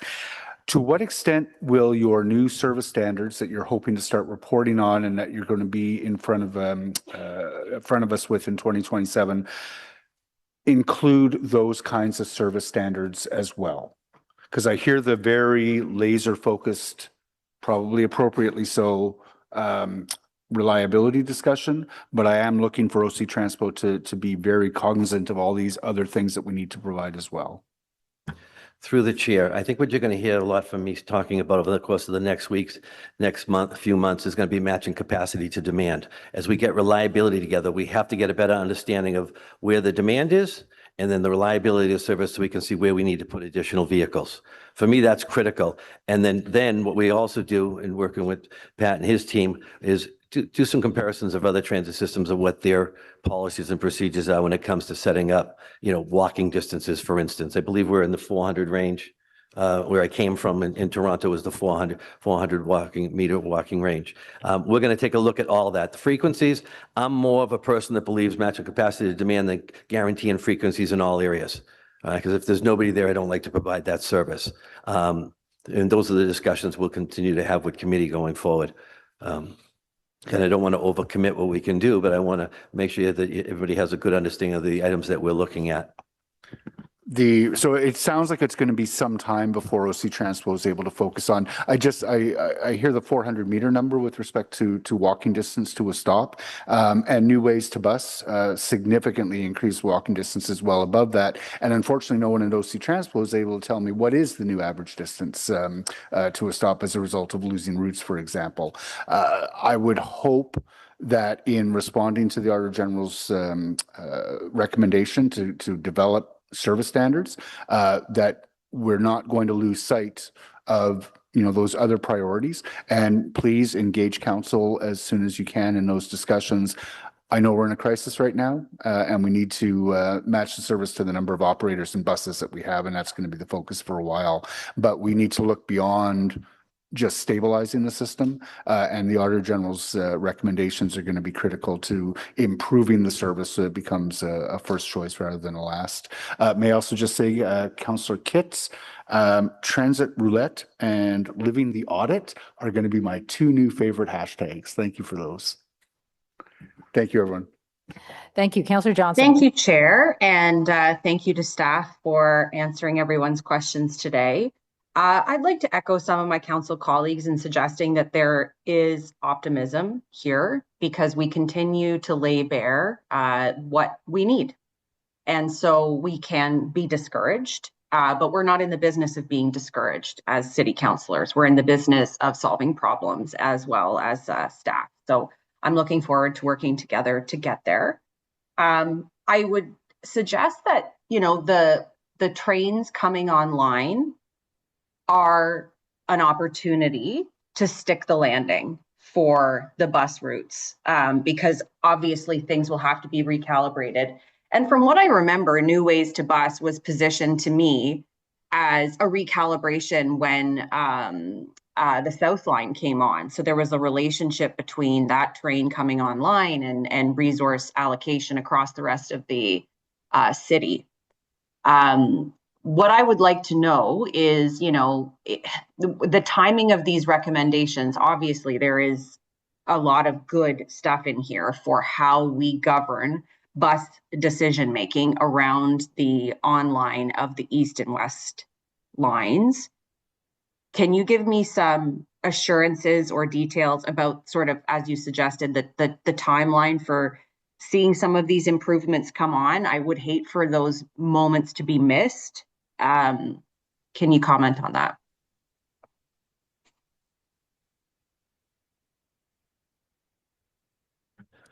Through the chair. So my understanding of the question then, it would be that, when we're opening the East Extension, for instance, how would we be modifying the bus routes in that area? I just want to make sure I understand the Yes, that's question. I right. So the apologize. New Ways to Bus in 2023 was, in part, obviously, as described in this exercise, as a cost savings approach, as well as a redistribution of resources. I want to know, when we get these other routes online, or when we get these other trains online, that we're going to be following the recommendations of this report as we adjust bus service in those areas. Madam Chair, I'll start by saying that we were asked to do 3 things in the bus route review that led to what was labeled New Ways to Bus. We were asked to revise the route network to be up to date with current travel patterns, which were much more community focused and less downtown oriented than they had been pre-pandemic. We were asked to realign all parts of the transit network to take full advantage of the speed and capacity of the O-train lines, and we were asked to save $10 million. And none of those took precedence over the other. We were directed to, and we did achieve all 3 of those. But what the timing was for the implementation to knit in the bus routes to the opening of O-train lines 2 and 4 to the south. There remains work to be done to knit the bus routes in the east when the east extension of line 1 opens, and to the west when the west extension of lines 1 and 3 open. We've had good discussions with the councillors in the east about the changes that we have been planning for the east. We will, because the line's not yet opened, we'll be refreshing those conversations with councillors, and also putting the same proposals through the workshop process that Mr. Leary's mentioned earlier. And then we will repeat the same for the extension to the west. I've said at Transit Commission before that we think we'll be talking to councillors on the west and southwest parts of the city about the potential changes in their area around the end of this year, beginning of next year. Okay, very good. So in the report, it sort of talks about how it was felt that the consultation period for New Ways to Bus was shorter than could have been desired. You're taking some of that advice and looking at that in the lens of bringing some of these changes to routes online for east and west then. Yes, we'll engage with councillors throughout the process as we've done before, and we'll bring customers and any other stakeholders in through this workshop process as well. Okay, very good. So yes, I maintain, that more information is better, obviously, for decision making, but also for building trust with our customers and our residents, which I think unfortunately has been lost. When I read in the report, that we're having to, that the recommendation is to build clear service standards that relate to a customer experience and report out on those KPIs that reflect those service standards. To me, that seems like strategic planning 101. And it disappoints me that we've got away from that. And I think residents have felt that because they come to transit committee and they hear how everything is going well. But then their lived experience is that they are actually having some real consequences to not being able to get around their city in the way that they need to take care of their families and to have a good quality of life. So what I would like to hear from Mr. Leary is, moving forward, what can we count on in light of some of these recommendations that I think really get to the core of a culture of sort of silence or maybe a little bit of rose-colored glasses when it comes to OC? Like, how are you going to be able to talk to us differently about what you need, what's not working, and what solutions are in front of you? Because I have been concerned since being elected that has not been allowed to happen. So how are you going to do this differently in light of the audit recommendations? Through the chair, the history of myself is that I'm just transparent with all those that I work with and make sure that elected officials know what they need to know to make decisions based on where the finances can be invested. That's what I do, and that's my success in my business has just been doing that. This is a great organization. There's a lot of investment. Right now, I'm just piecing together a lot of the good work that's already been done, and having it be able to give you the assurance that there's a future. The outlook is very positive here. Okay, very good. I certainly would agree that we have a lot of folks in OC Transpo that care deeply. My concern has remained that they haven't been able to speak openly about what they need to deliver that excellence that you describe. So I do expect in light of this audit that we will see a different type of culture come through with senior leadership and with council and committee members. Thank you very much, Chair. If I may, just to add to that, it's also making sure that we demonstrate the customer experience, and the KPIs that we're going to be presenting to the committee can be seen as alarming at times.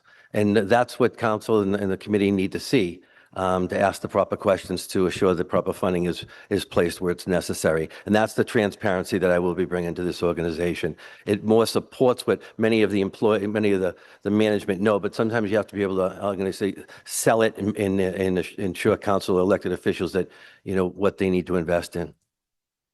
Thank you. Great. Thank you. Councillor Kavanagh. Yeah, thank you very much. And thanks again, Rick, for answering these questions. One other factor, it's not in the report, but this is a major factor in the planning of efficient routes, and that is the return to work and the federal government's role. And I'm thinking about in my own ward, D&D campus, where people aren't taking transit because it's not working for them, and they're supplying them with parking and I just wanted to know how that's taken into consideration with the return to work, a return to office rather, and that's a huge factor as well. And hopefully they'll support us, but I just want to know what those conversations are like right now. And can we make sure we're dealing with one of the recommendations that maybe you can apply that to? Because we do want to try to stick to this report. Yeah. And I'm actually talking to the general manager right now, Councillor Kavanagh. Okay. Through the chair, I can assure you that the planning for September is all about reliability, matching capacity to demand, and making sure that we take those that are returning to work to the destination that they choose. We will be working very closely with the city right now on all elements of return to work, as well as the federal government, getting information exactly from them on where they would like to see what routes and what they would like to see for differences as well. So we're working on reliability of this service with all our partners at this point. There'll be more coming out this summer on what will be presented for the fall. Okay. Thank you very much. Thank you, Chair. Thank you. All right. So the report recommendation is that the audit committee receive the audit report and recommend that council consider and approve the recommendations. Is this motion carried? Carried. Is it Carried. or received? Carried. Is this motion carried? Carried. Carried. Thank you. Okay. We have one other follow-up audit, and then we will have a break before we move into in-camera. It just makes sort of a natural sense. I see people taking their own little breaks anyways. Item 5.2 for the follow-up report on the review of the job evaluation process.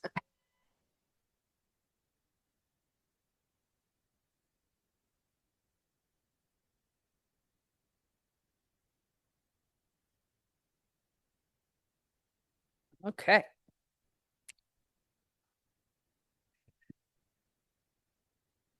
Okay. This is not going to be as exciting. Nobody cares. Our next presentation is related to the results of our follow-up of the review of job evaluation processes. Although we do not normally issue a standalone report of our follow-up work, we felt it was important to highlight to committee the results, given that these recommendations were issued in 2022. Next slide, please. Job evaluation, or JE, establishes the relative value or worth of jobs within an organization. The value of a job is based on an objective, consistent, and rational measurement of job content and requirements. JE is used to provide the basis for an equitable and defensible pay structure, particularly in determining equal pay for work of equal or comparable value. In June 2022, our office conducted the review of job evaluation processes. The scope of this review was limited to the creation and reclassification of management and professional exempt, or MPE, jobs. The review report highlighted the need to strengthen the governance and control mechanisms within the job evaluation function to ensure it supports objectivity and independence while adhering to job evaluation principles and best practices. This included processes related to and the composition of the rating committee, which is responsible for ensuring internal equity, corporate consistency, and compliance with applicable labor laws. We recently completed the follow-up of the recommendations issued from the report. Of the 9 issued, 7 recommendations were assessed as partially complete, as there were elements of management's committed actions that remain incomplete and continue to present a risk to the city. We will focus the next slides on those assessed as partially complete. Next slide, please. One of the recommendations issued was to formalize the quality assurance, or QA, process to ensure that it is consistently performed and submitted to the rating committee. Based on our follow-up, we learned that a procedure was developed to formalize the quality assurance process, including addressing feedback before submission to the rating committee. However, based on our review of a sample of job files, we did not consistently see evidence of the quality assurance review and associated resolution of the feedback. As a result, we could not assess whether this process had been fully implemented, particularly as it relates to the review and disposition of the job evaluation specialists' feedback and how they were incorporated into the job documentation package provided to the rating committee. The next set of recommendations were related to the rating committee itself. The review found that the MPE rating committee process was not as robust as it was designed to be, and that opportunities existed to update membership to support the rating committee responsibilities and process. As part of our follow-up, we learned that the rating committee procedure was finalized in December 2025, which formalized the process to support the committee's role and consensus-based decision-making. Based on our limited sample testing, we saw evidence that key elements of the documented process were implemented. However, we learned that the rating committee had been on hiatus since Q2 2025 and therefore could not test whether the rating committee process had been applied consistently and according to the established process. Since our review, the membership of the rating committee has undergone various changes, which included at times a roster of members to draw upon and gender representation. Going forward, we understand that the membership will comprise of 4 members. While this proposed composition does provide significant context and knowledge of MPE jobs across the city, the membership does not have any identified alternates and does not achieve gender balance, as it is currently represented by 3 males and 1 female. I will now pass the presentation on to Audit Principal Ria Khanna for the remainder of the follow-up results. Next slide, please. Thanks, Joanne. We issued a recommendation to establish a standard to ensure that every interim rated job, which are jobs that are assigned a rating by a job evaluation staff member on their initial review, is presented to the rating committee within a specified time period. Based on our follow-up, a service standard was established whereby the finalized job documentation must be presented to the rating committee within 90 calendar days of an interim rating for a final rating decision. With the rating committee on hiatus since Q2 of 2025, interim rated jobs are not being evaluated and the service standard is not being met. As a result, at the time of drafting this report, there were 19 interim rated jobs since 2025 that have not been final rated. Another recommendation issued was to establish a process and criteria for the treatment of exceptions, which are jobs that are directed and do not get submitted to the rating committee, including defining who has the authority to approve exceptions and under what circumstances. Based on our follow-up, we noted that both the current job evaluation policy and job evaluation procedure do not include any guidance on the process and criteria for the treatment of exceptions. Next slide, please. The review found that directed jobs included jobs within human resources with no process in place for additional oversight or challenge. We issued a recommendation to develop and implement a process for the creation and reclassification of human resources jobs that facilitates an independent review and approval process. Our follow-up confirmed that a procedure was issued in December 2025, which required all new and reclassified HR jobs to be evaluated by the rating committee. Since the rating committee's hiatus, HR jobs are interim rated and have not been evaluated by the rating committee. As such, we were not able to verify that all key elements of the job evaluation process for HR jobs have been fully implemented. The last recommendation issued was to develop and implement a risk-based process whereby all MP jobs are independently and periodically reviewed every 5 to 10 years to help ensure that job duties and job descriptions are accurate and aligned to ensure pay equity and proper spending of taxpayer dollars. Based on our follow-up, we noted that a formal procedure was developed in 2023 to guide this periodic review process. However, this has not yet commenced. Next slide, please. This concludes our presentation. You will note in the report that as outlined in management's updates, progress has been made to address the gaps identified. We have not validated these actions, but will do so once management confirms completion of these recommendations. We would be happy to take any questions committee members may have related to this follow-up report. Thank you. Thank you. All right. Questions for the Office of the Auditor General on the audit? Wow. I don't see any questions. All right. Who would be the staff member that's going to take questions if I do go to staff? The person in the back. Okay. We do have a member of staff here to answer questions. So are there questions of staff for this audit?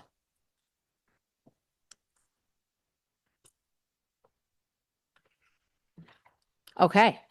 There don't seem to be any questions on this.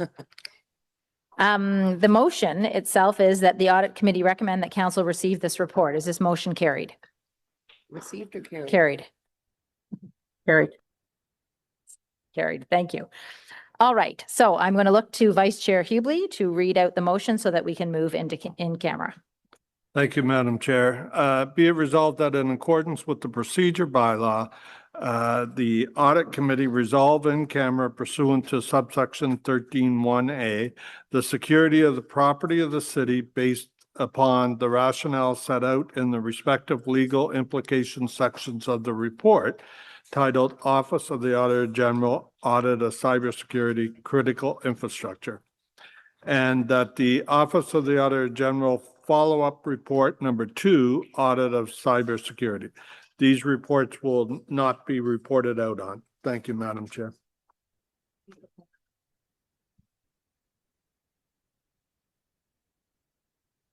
So just for any members of the public who are watching, we are now going to be taking a break and moving to an in-camera session that will not be publicized, but we will come back in public to actually vote on motions in public. All right, so we will see you probably in about, I don't know. We don't know how long the in-camera meeting will go. So I guess I don't know how long that will be. You'll have to just keep watching. All right, see ya.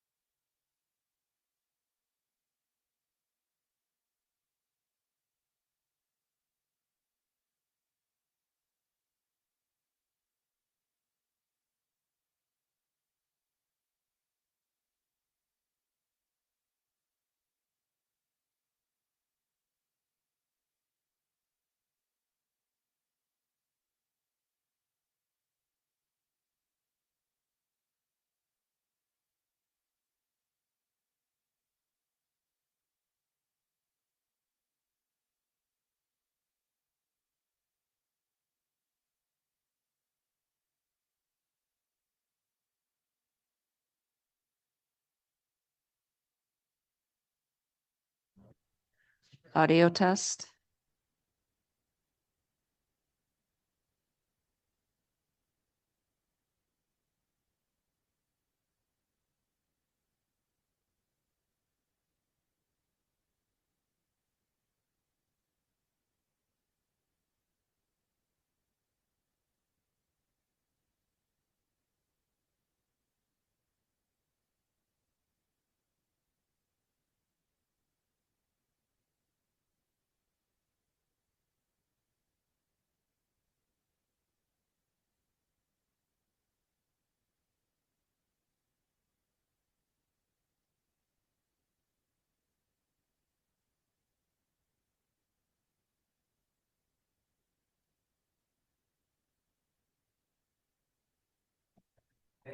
Audio test.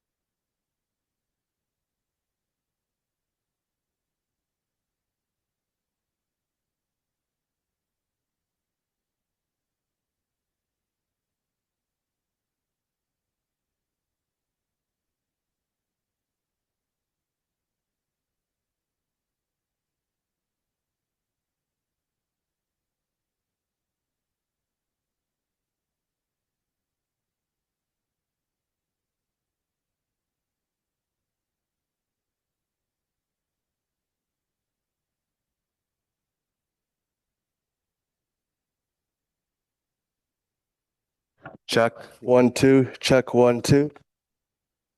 Okay, I'm told we have quorum, so if everybody's okay, we'll get started here. Okay, for those, for the benefit of those joining us online, the Audit Committee just met in camera to consider 2 reports submitted by the Office of the Auditor General. Item 6.1 was the Office of the Auditor General Audit of Cybersecurity Critical Infrastructure. And 6.2 was Office of the Auditor General follow-up report on audit of cybersecurity. These matters will not be reported out as they relate to subsection 13(1)A, which is the security of the property of the city. During the in-camera session, no votes were taken other than procedural motions and/or directions to staff. So we'll go back to 6.1, which, as previously mentioned, is the Office of the Auditor General Audit of Cybersecurity Critical Infrastructure. Does the audit committee receive the audit report and recommend that council consider and approve the recommendations? Gary? Gary? Office of the Auditor General, follow-up report number 2, audit of cybersecurity. The recommendation is that the audit committee receive the follow-up report and recommend that council consider and approve the recommendation. Is that carried? Carried. Okay, thank you, everybody. I believe that's it. Is there any notices of motions? Chair, Yep, will I be able to have a quick moment to speak? pardon me. Will I be able to have a quick moment to speak as we had discussed? Absolutely, sure. Go ahead, Auditor General. Thank you very much. I appreciate you indulging me. A couple weeks ago, I shared with members of council the news of the upcoming departure of Joanne, our fabulous Deputy Auditor General, and I'd be remiss if I didn't say a couple of words during her last meeting with us here today. So for those of you who aren't aware, Joanne joined the city in 2001, just shortly after my tenure as Auditor General commenced. Since then, Joanne's been a key member of our team, working on significant audits such as, and I won't list them all, but obviously multiple Lansdowne 2.0 redevelopment audits, supportive housing, the development application review audit, affordable housing, the city's response to the convoy protest, amongst many others. Most of you know that I felt like I won the lottery when I saw Joanne's candidacy was presented to me early on, and I did obviously continue to feel like that throughout the course of her 5 years here with the city. So while Joanne will be greatly missed, I'm very happy to hear and to state that taxpayers will continue to reap the benefit of her expertise just from a provincial lens. So she will be joining the provincial Office of the Auditor General's office as Assistant Auditor General. So I just hope that you join me in wishing Joanne all the best and continued success. Thank you, Joanne. Congratulations. Thank you, Joanne, for your service to our city. And as the AG said, best wishes in your new position. And I don't know how you're going to do it without her. That's why I'm looking for 2 deputies. Okay, so notices of motion, there was none. Anybody have inquiries? No? Okay. Other business? Oh, this is where you were supposed to speak, by the way. Okay, so no other business, and so we're at adjournment, sorry. We need a motion to adjourn? No? Okay. All right, thank you. Okay, thank you, everybody.